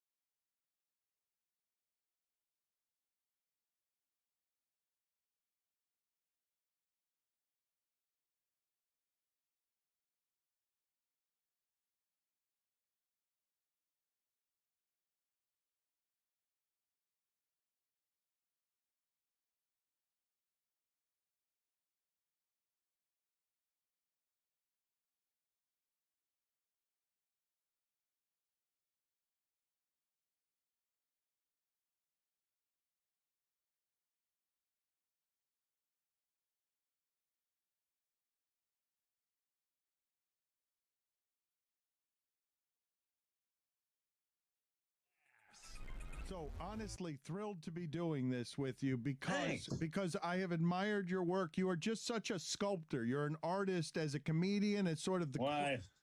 Thank you. well, the craft of it. It's such a hard way to make a living, Jay. I don't even understand how you make a living that way. I really don't. You have to be demented to choose, you know what? I'm going to laugh my way to the top. I'm going to take the expectation of funny, and that's how I'm going to get rich. Get out of here. It's crazy. It seems sort of second nature to me. You know, I think it's one of those things if it's what you like to do, it just comes. You know, I remember when I was in college, I'm dyslexic, so I would get out of any sort of written things, and I was taking speech therapy. And I remember the professor said, now at the end of the class, each student will have to give a 20-minute talk. And people went, 20 minutes, oh my God, I get done. I thought, I'll do it right now. I'll talk for 20 minutes. Yeah, let's do this, you know. So it just struck me as funny. But you could be funny in an instant? You knew that this was something? No, not funny. I had to give a 20-minute talk. I mean, I didn't have routine. I wasn't a comedian yet, but it just seemed natural. I mean, I always read that getting eaten by a shark and public speaking are the two things most people are afraid, you know, that kind of stuff. But not you, right? Like that, you didn't need attention, right? An audience just didn't scare you, right? Even though you were dyslexic, even though... No, it didn't scare me. You know what's interesting? A lot of people don't realize, you remember the Smothers Brothers, right? Yes. Well, Tommy Smothers was dyslexic, and they were folk singers, but Tommy would get the songs wrong. Michael, boat the row ashore. No, it's row the what? And they made it part of their act, and that's kind of how they became a sort of funny comedy singing team, you know. How do you watch stand-up comics? Because I imagine you are watching not just to laugh, but to see where the comic's insecure, where the comic looks off stage or looks at his feet. I imagine. No, not really. I watch it just to enjoy it. You know, I like comedy. I enjoy watching comedians. You have to be careful when you're a comedian because someone does a joke and then you realize you never want to be on stage and that subject comes up and your mind immediately goes to that person. So you have to be careful not to try and take somebody else's material. You know, that's sort of the biggest trick. A lot of times you don't want to watch comedians do routine on a particular subject because if you're developing something along the same line, oh, now you can't do yours because it's too close to theirs or whatever it might be. But no, I watch it. You know, it's like I like to make love, but I don't want to be a gynecologist. You know what I mean? So I enjoy it just being, you know, just being around it and being with comics. It's always fun. You came up through the pipeline of where stand-up comedy.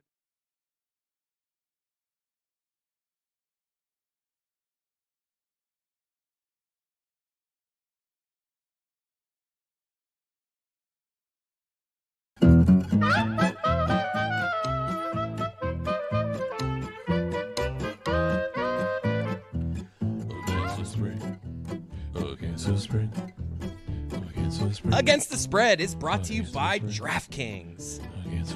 DraftKings, the crown is yours. Roy, what do we got? All right, we got Kings and Islanders tonight. The Islanders have failed to cover the puck line against Pacific Division the last 6 games. And the Kings have covered the puck line as underdogs in 7 straight games against the Metro Division. But looking at the stats, the Kings just do not score. And the Islanders are 7-3-0 in the last 10. So I'm going to have to go with the Islanders as the favorites at 1.5 goals against the spread. Against the spread. Tony. A lot of analytics and numbers there from Roy. We're going to the vibes portion of Against the Spread. La República Dominicana. Just like you saw in the video of me going around town at the World Baseball Classic and hyping up all the Dominicans.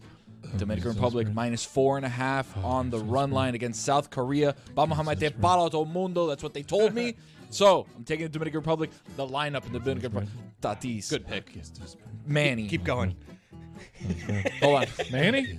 Machado. David Ortiz. There's one Manny. Hey, there's one Manny. Soto. Miguel Tejada. He's not there anymore. A bunch of guys in this lineup absolutely Big Papi. dominating. We saw him. Not that big. Thinned out a little I bit. saw something on social of like that lineup, the Dominican lineup, and like I think was it 16 or something? Man, fire lineup. It's crazy. They're just hitting home run after home run after home run after home run. Vladdy, like Ketel Marte. Marte, who's one of the most underrated players in baseball because he's in Arizona and not as many people are paying attention to him. He's amazing. The fact that you've got tonight, and this is here in Miami. O'Neal Cruz doesn't even play. Right. O'Neal Cruz has not been a starter for them for like the majority Chris, of this where are they tournament. hiding this guy? He's huge. It's crazy that you've got the DR and that team that may very well win it all. The way they're playing probably will. This should be a wild atmosphere tonight, right? It's going to be nuts. Like, you have DR playing in an elimination game as they're going against Korea, and then tomorrow night, it's Yoshinobu Yamamoto, the World Series MVP, starting for Japan against Venezuela. That's also a great team. That's tomorrow night, and those are both here in Miami. It's pretty cool to have this type of atmosphere here. I'm looking at the prices because I checked out the prices the other day, and I guess maybe because I'd like to go actually, and I've been to the WBC before, like years ago, and it's an atmosphere, all right. But I checked recently, and I guess it was because of the matchup. The tickets were very expensive, but looking at tonight, tickets are pretty affordable. Actually. Yeah, because you don't have that second team that's bringing so many people. Obviously, it's a long trip from South Korea to Miami, where Venezuela, you have Weston, you have Doral, and everybody's here. You're going to have a ton of Japanese media that shows up. We already started seeing them on Wednesday night when we were there. Like all the droves preemptively, preemptively coming here and getting settled, because I remember like last year during that championship game, I mean, there must have been like 200 media members alone, let alone fans that came over here because simply for Shohei, let alone the fact that now Yamamoto just won the World Series MVP. So the fact that you have those two guys playing together tomorrow night, and that Venezuela is great. Like, Venezuela could have won that game. They had an opportunity late. That's a team that if they lose here, like what a disappointment. It's the way it's set up in your bracket, but to then have a matchup where you'll have Japan against DR and likely for a chance to square up against the United States in a championship game here in Miami, like no matter who wins, you either get a rematch of USA and Japan, you could get DR against USA, which, you know, happened a few years back, which would be electric. Like, it's really cool that Miami gets a chance to have this type of moment here before the season even starts. Zaz, you said like you're probably looking at the DR Venezuela game, which was $500. I think the cheapest ticket was $400 to get in. Yeah, it's insane. But we were able to go to different games. We went to the game in Nicaragua against Nicaragua. We went to the game against Israel, which was Monday, and then Wednesday against Venezuela. And it was like the Dominicans showed out every single time. They were just packed, that place. It was incredible. So anytime you can go to a Dominican, that's why I'm thinking of going tonight. For my package, I decided to follow the Dominican team because their fans are so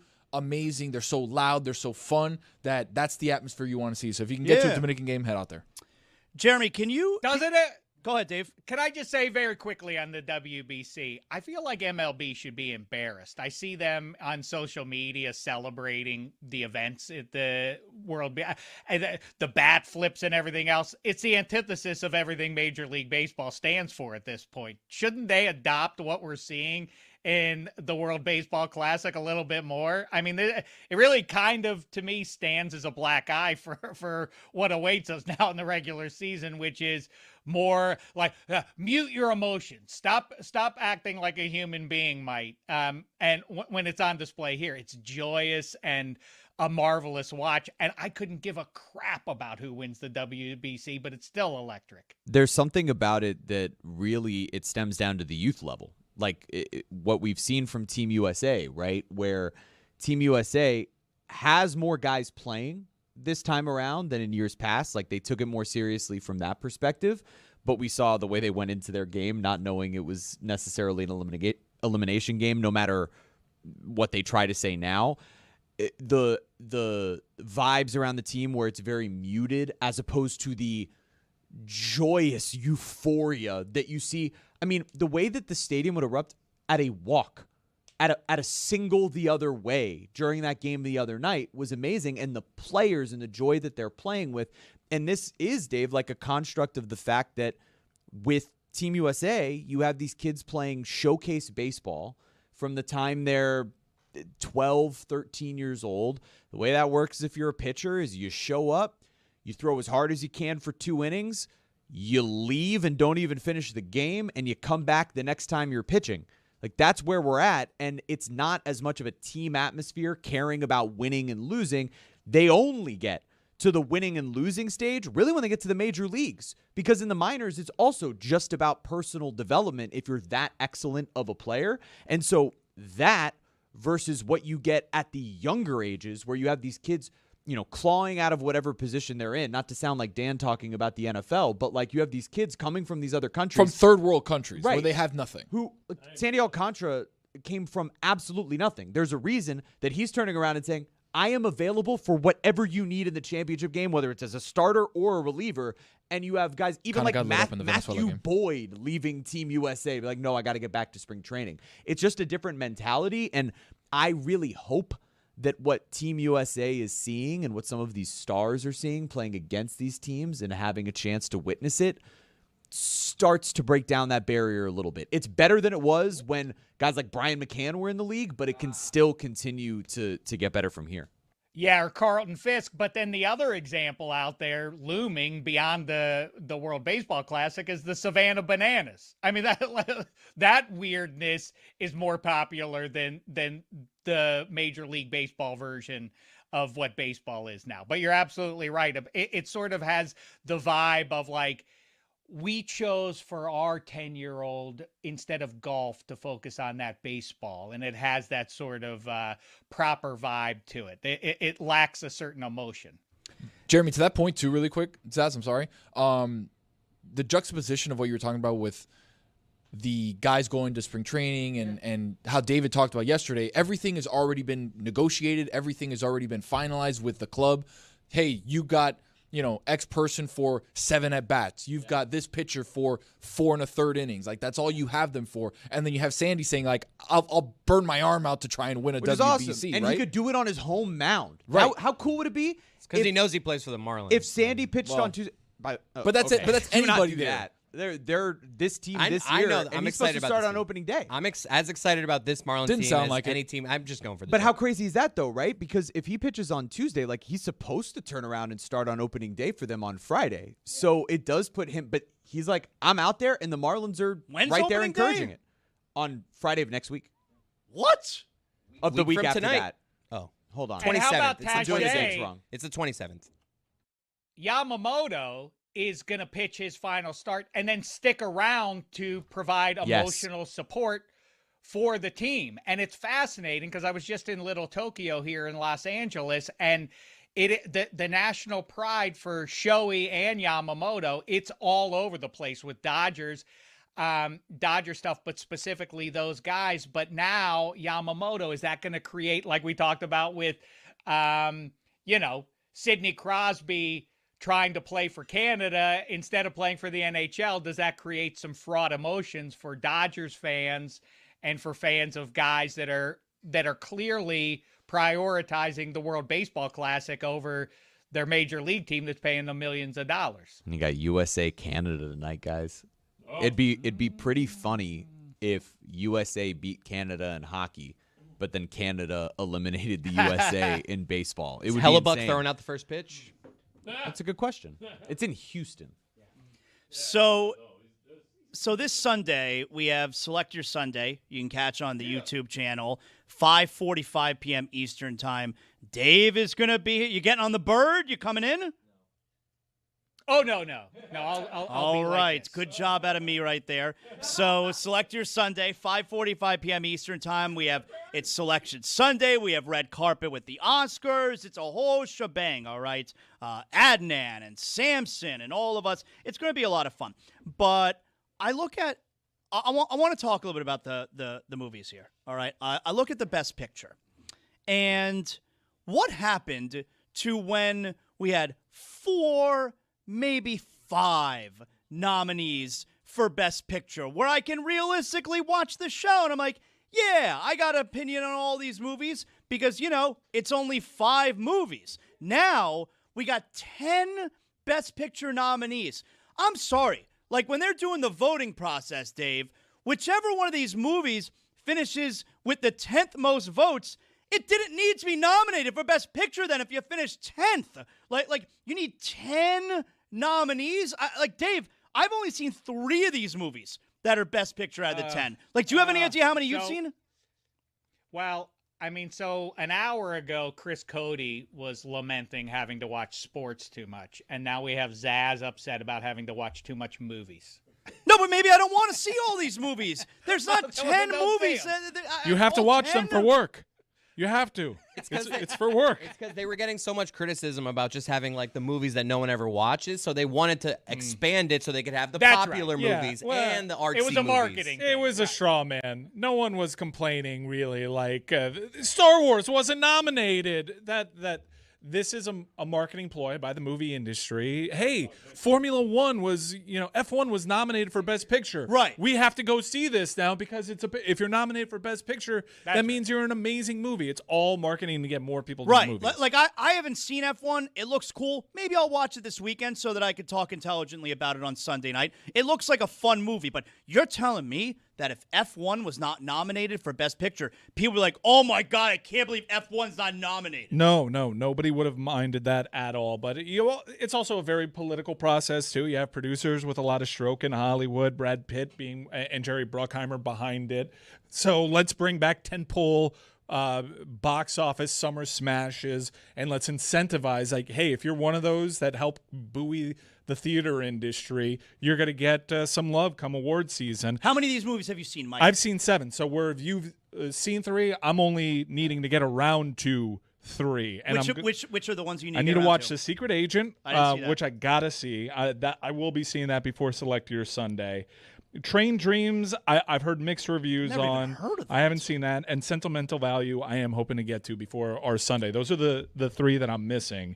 But most people assume One Battle After Another is going to win this year. I love that movie. Of the 7 films that I've seen, it's a great year for movies in that I don't think there's like a clear lead dog for me. If a gun to my head, I think my favorite movie of these was Marty Supreme.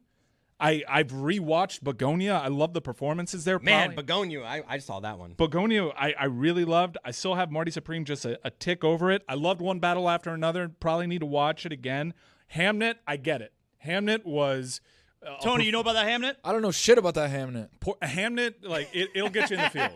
It'll get you in the feels. Like, Okay. And this is a film that Jessie Buckley is going to win for Best Actress. This is a film that is built on the power of performance, drawing emotion out of you. It's kind of meta that way because you're watching a performance of a performance. And I loved Hamnet. It's a movie that really, really stays with you depending on some of the life experience What's it that about? you've had. Hamnet is about William Shakespeare. He had a son whose No name was spoilers. He No had a son. spoilers. No. This is like Yeah, but I don't know what the hell it's about. give me Dave's the got plot. Hamnet. I've never heard of that word in my life. I don't want the plot. Yeah, Dave. I don't think if you want to know nothing at all about Hamnet, shut your ears for the next 5 seconds. If Who you, goes into a movie knowing nothing? I just want the right? plot. Well, like I mean, part of this Now is the next also 5 like, seconds. History. Yeah. So wait, starting now. William Shakespeare's son dies, and he writes Hamlet as an ode to his soul and his memory. And William Shakespeare's wife watches this performance for the first time and goes through a whole range of emotions. But it's really about William Shakespeare's wife. Well, why is it called Hamnet? That's what I'm saying. So, like, they actually explain it at the very beginning of the movie. There's, like, apparently no difference between Hamnet and Hamlet. Is there a difference between Hamlet and Hamnet? I know you're going to say there's an N and an L. Yeah, N and L are different. Yeah, apparently it's the I don't same know what thing. language you're talking about. It's apparently the same thing. But Hamlet was incredible. I'm with Mike. I think, though, that this has been, in our cynical world, you have to express what you don't like about everything. I think this has been a banner movie year, and in fact, the best movie year we've seen in at least the last decade. I think it's in contention for the best movie year that we've had this century. Have you seen all there these are movies gem- nominated? Yes, and Mike, you didn't mention Sinners, which also makes the winner. I saw stand there. Sinners. Ultimately, for me, it's one battle after another. It was all right. You didn't think No, it was it's all right. I liked it. Careful. I liked it. Careful. I liked it. Careful. No, I liked it. You can't say it's all right. That's all right.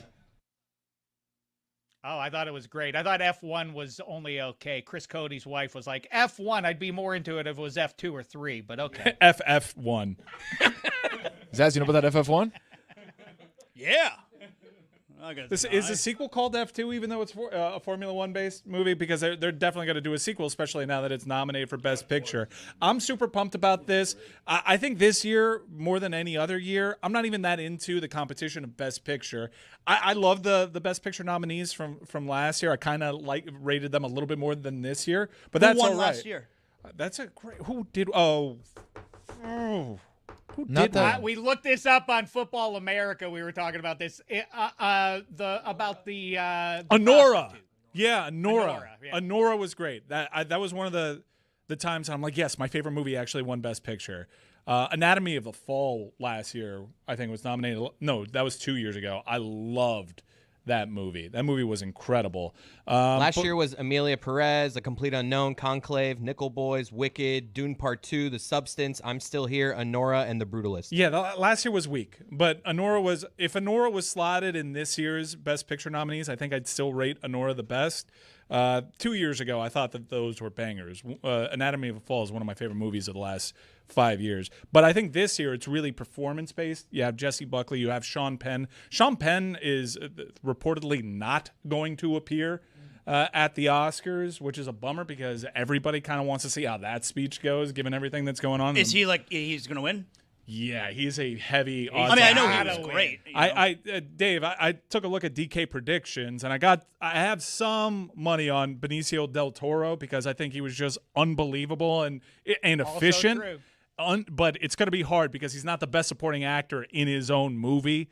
I don't think they're going to split the votes at all. But Benicio del Toro, in terms of laughs per second and just knocking the assignment out of the park. If it weren't for Sean Penn in this very same movie, for me it's Benicio, but Sean Penn's got to run away with this thing. Yeah, that's why I keep saying one battle after another is Boogie Nights for Anarchy. You know, it's really the pleasure. Say those two movies, it's the pleasure of the journey more than it is the destination. And once you understand that, sort of like the Big Lebowski too, the beginning, middle, and end are take a back seat to the people you meet along the way. And yeah, so I think Benicio del Toro is great. Sean Penn maybe a tick better there. It's funny too, in the same way we talk about QB draft classes, like Cam Ward is great, but he would only be the fourth or fifth quarterback in the draft prior to that.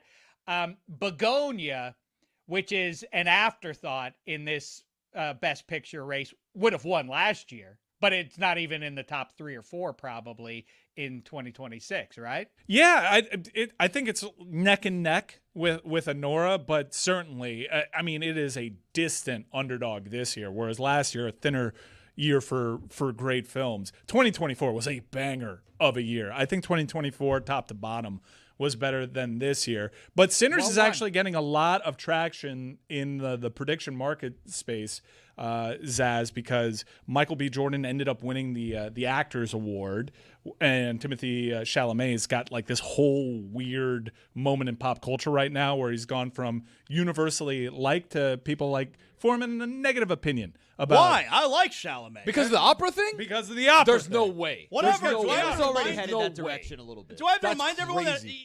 opera sucks? People don't get that. It's such an easy concept. People caping up for the opera like they've ever been to one. Give me a break. Yeah. Don't look all disappointed Also like the that, ballet. Jeremy. Whatever, Also, man. He took out the ballet too and opera. I'm not here keeping up for the When opera. was the last time somebody went to an opera in here? Please tell me. Not me. Okay. I've never been to the opera. It doesn't appeal I didn't to even me. say anything. Okay. It doesn't appeal but to then me. why is he getting tarnished because of an opera tape? I Because don't he know. took out an entire field. Yeah. of 17 people. No, see, that's the part of it, right? Like People are it's an caping art up for the form. opera, Jeremy, that nobody has gone to. That's not the point. The point it was people within the industry, but more than anything, it's the idea. This is not.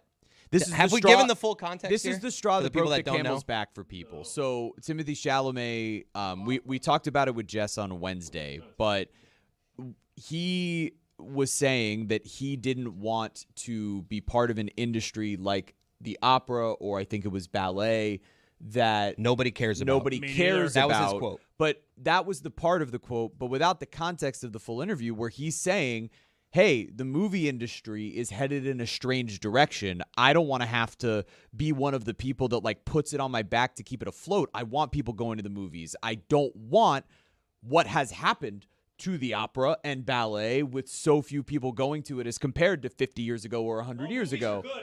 Well, this is why a lot of people are saying Sinners has a real chance here. If there is an underdog to make a play on, it's Sinners because there's a lot of growing momentum. I saw Sinners, and the school of thought behind Sinners winning, much to the point of like having a larger tentpole box office smash like F1 be nominated for Best Picture, Sinners was huge for the box office. And there is a notion bubbling that if you reward a picture like Sinners, you get more movies made like Sinners, and that's a rising tide that lifts all boats. Like, I don't know how much like the industry will benefit from, you know, The Secret Agent winning, right?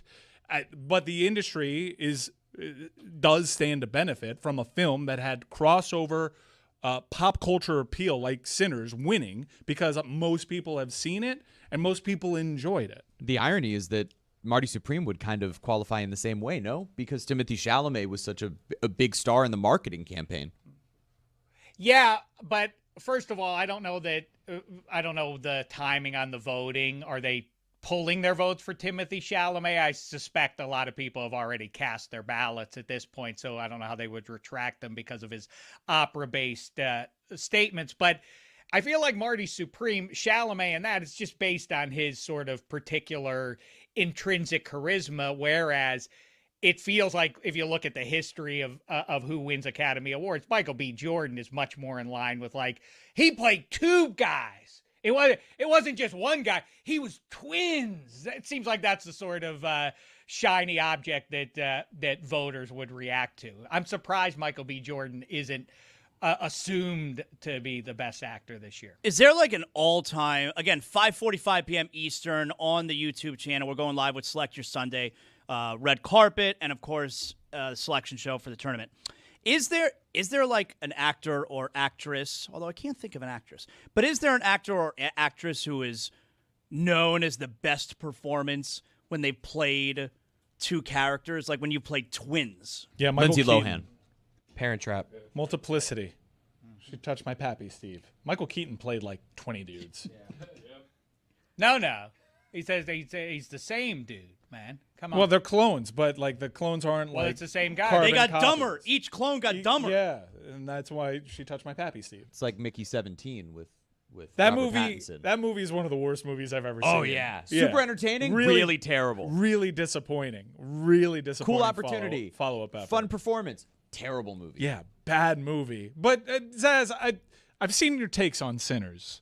And number one, let me thank you for your courage. My takes like they're out there. Oh Yeah. my God. Well, let me thank you for your courage. Yeah. You Don't have- look at me like that, Roy. You You haven't turned around once during the show until now. Yeah, yeah. Well, I mean, Roy turning around actually kind of plays into this because, look, Roy, I'm an ally.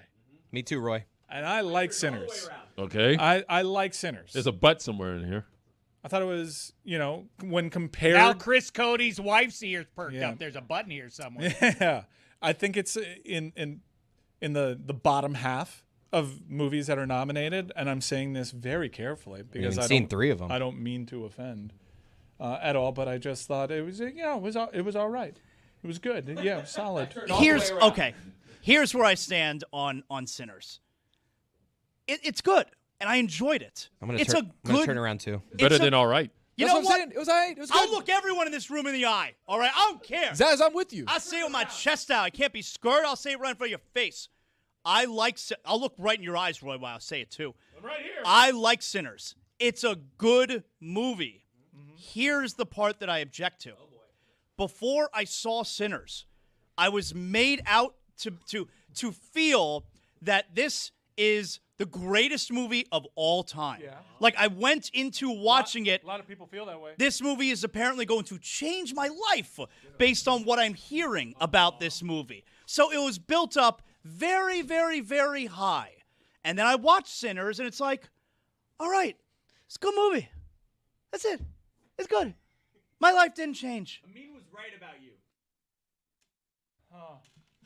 Everybody stop grilling me. Yeah, it's Tony, say something. pretty bad take. I mean, Yeah, I thought it was all right. whoa. Oh, God. That's not the ally you want. You got the whole point about the cultural appropriation, though, and everything, right? I mean, it works on 2 levels. It's a thrilling horror vampire movie with a valuable message. What is Sinners MF? What is it? Again, let me reiterate. What which part did I say I didn't like it and it was not good? Did you? I did like it, and it's a good movie. Did you not like the musical part? Is that what bothered you? I'll be perfectly honest. Oh my. I know there's a very deep meaning with the musical parts. You like the blues? But like I didn't understand it, you know. I know there is. He a didn't deep understand that the banjo music wasn't the good music in the movie. He's like, wait, they're the bad guys, but this banjo is delightful. The little trio that comes to the front door of. I didn't like them. They were nasty. I didn't like them. I did like. They Jack, were bad. I They were really bad. did like Jack O'Connell's performance in it as the Which villain. one was he? The main. He was the okay. white guy. Yeah, so like he was. His name is Jack O'Connell. Yeah, What a he range. was. He was the guy singing like the little sea shanty. And you know what? I'll also be honest with you. When I went in to see Sinners, I had this impression that Haley Steinfeld apparently had the raunchiest of raunchy sex scenes. It wasn't sexy enough. Get out of here! It wasn't normal sexy. sex That scene. wasn't sexy She- enough MF. for you. She It was a normal sex It was scene. MF. Yeah, and All I've heard about the movie. It was pretty hot, but It was, but like Josh Allen is supposed to be embarrassed now. So Come on. my It was the favorite words more than the actions, honestly. My actual favorite movie that I've seen over the last few spitting in the months, mouth was a including award season, is a Jack O'Connell vehicle, but it is not Sinners. It was actually The Bone Temple. Like for me, I like Bone Temple more than I like any of the other nominated films. My wife's right read now. that. I bet she did. MF. Yeah. Now, Bone Temple's not for anybody, and you do need to see the previous sequel that came out 28 years Yeah, I later. want to see it. I want to see that. But Bone Temple and Ray Fiennes' performance was incredible, and Jack O'Connell was unreal in that movie. Again, I liked Sinners. I think it's really good. I don't That's believe it. That's it. It's a good movie. It's a good movie. Racist, I think. What's the worst? We did this on Football America, coming up in a matter of minutes into your YouTube and audio feed and into your heart soon after. What is the worst Best Picture that you can think of? Crash. Crash is, I think, the correct answer. That's always the one for me whenever I hear this. When you look at the movie, it's terrible, but now I can't think of the answer that we came up with. The worst movie, the most overrated movie that people still prop up as being good is Dances with Wolves. That movie does not hold up, and I will argue with anybody who tries to say otherwise. Another really bad. reheated turd from Football America? You're GD right. You're GD right. The truth is the truth. It carries. Does he even dance with a wolf? Dances with Wolves. Kind of. Dances with Yes, Wolves. he does. That's that movie that ripped He off does dance with Avatar, right? It's true. Avatar. Here's my hot take on Avatar. You always read about, biggest box office in the history of people. Then how come I have never met a soul who has seen any of those Avatar movies? I don't know anybody who's seen them. I've never heard anybody invoke them, Brother. in pop culture. What? Okay, maybe I've known a dozen or so people who've seen them and been like, yeah, it's neat to look at. I've never heard anybody reference it. They have nothing to do in pop culture. I mean, people make Star Wars references 50 years after the fact. Nobody ever talks about Avatar. Something ain't right. Something's fishy here. Keep in mind that Dances with Wolves won the Best Picture Oscar over Goodfellas. For ripping off Avatar? That's what I'm thinking of. That's right. Goodfellas. That's right.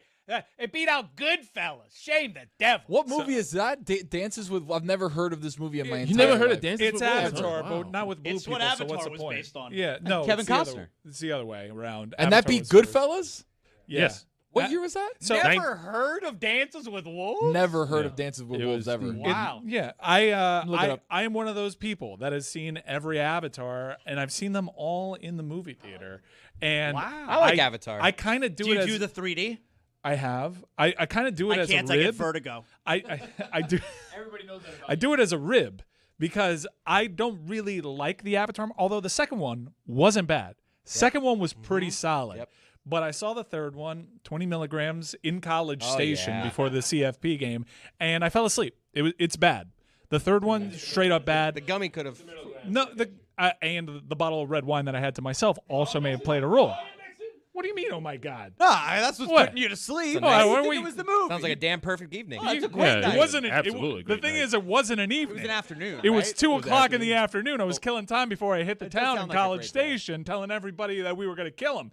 And we did, to the tune of 10-3. Yeah, he did. Gale force winds out there. What a It game. was so windy. Bryce Fitzgerald, thank you. So many Thank missed you. field goals. Thank you. So it was the Can I just say again, real quick? Sure. I just want to extend my heartfelt congratulations Doing this thing? to the Miami Hurricanes on a really great. All right, Roy, cut him off. I mean, Yeah. you came Okay. up a little short, All right, but fade hey, him down, very please. good. All right, Thank you, Dave. It was the 1991 Oscars for the movies that came out in 1990. Dances with Wolves won. It beat out Awakenings, Ghost, The Godfather Part 3, and Goodfellas. Oh, I can't believe Godfather 3 my got God. nominated. Godfather 3 was That nominated? was a legacy thing. Ghost. Hey, what? You don't like Ghost? You're nuts. You don't I like don't- Ghost. You're a nuts man. No, I didn't say I don't So's- like oh. Ghosts. I said it's a good movie. I said it's a good movie. I can't do a Zaslow like you guys can. Mike Ryan has. You know about that whether pottery? whether or not he intends to or not, he talks like Zaslow. You know who really talks like Zaslow? Dan Le Batard. I don't think he realizes how the influence that Zaslow has had on his patois. But yes, I mean, listen, that's the worst. Maybe Chariots of Fire beat out E.T. That was bad. Star Wars not winning against anything is crazy, given its cultural impact. Who But did yes, Shake- Goodfellas losing. Shakespeare in Love is also crazy. beat out some really good movies when it won. I Shakespeare think in it Love. beat out Saving Private Ryan. Yeah, which was an abomination. Straight up. Like, Crazy, but pretentious Dave will tell you that sometimes, not every time I sit down to watch a war picture, Thin Red Line that same year might be a superior war movie. Really? Or at least the statement it makes about the taking of life and all of that. Like I say, now, I'm not so pretentious that if you said you have 2.5 hours to kill, I'll take Saving Private Ryan. That's a heavy lift too. But I find that movie is confused. I think Steven Spielberg, may I say, he's a writer. I'm a writer. We're people, both of us. I can say this. I think Spielberg says one thing in the first 20 or 25 minutes of the movie and then says something very different and kind of contradicts the first 20 or 25 minutes of the movie the rest of the way with Saving Private Ryan. I just can't believe in 07 that The Departed beat High School Musical. Departed. I mean, The Departed, talk about an overrated movie. The Departed. Sheesh. I mean, there was one reason, and one reason only why Shakespeare in Love won that Oscar for Best Picture is because of Harvey Weinstein and the political pressure he put on the Academy. Whoa. Really? Yes, he was the producer on that movie. Famously. Weinstein had a lot of... But why did he put pressure on the Academy for that movie in particular? Well, Because that was his movie. That was No, I his understand, but he nominee. had lots of movies. Yeah, but that was a movie that had the best opportunity to win Best Picture. Is that the only time one of his movies won? No. Harvey Weinstein? Well, that's why I'm asking. Like, Harvey why? Weinstein, the film producer? That's what, like, why so much pressure for that movie? I just really wanted to win. Okay. Yeah, I mean, I don't know. Like, it works. It was He a gets dumb what he wants. selection. Yeah. All right. Let's not So get crazy. select your Sunday. This was a big organic Oscar conversation that we had. I enjoyed this. I didn't enjoy when everyone was looking and staring at me. More of that to come this Sunday. I didn't enjoy in The Departed that the criminal mastermind, Jack Nicholson, couldn't figure out, and his crew of 5 people, all of them were with him for 20 plus years. But the new guy who used to be a cop, like, I don't think he's the guy. I don't think he's the guy who's working against. Must be one of the other guys who I've known for 25 years. His hand Not doesn't the young shake. guy. So stupid. Select your Sunday. Yeah, join us. 5:45 Sunday, where we'll be talking this and the college basketball selection. We will be filling out brackets.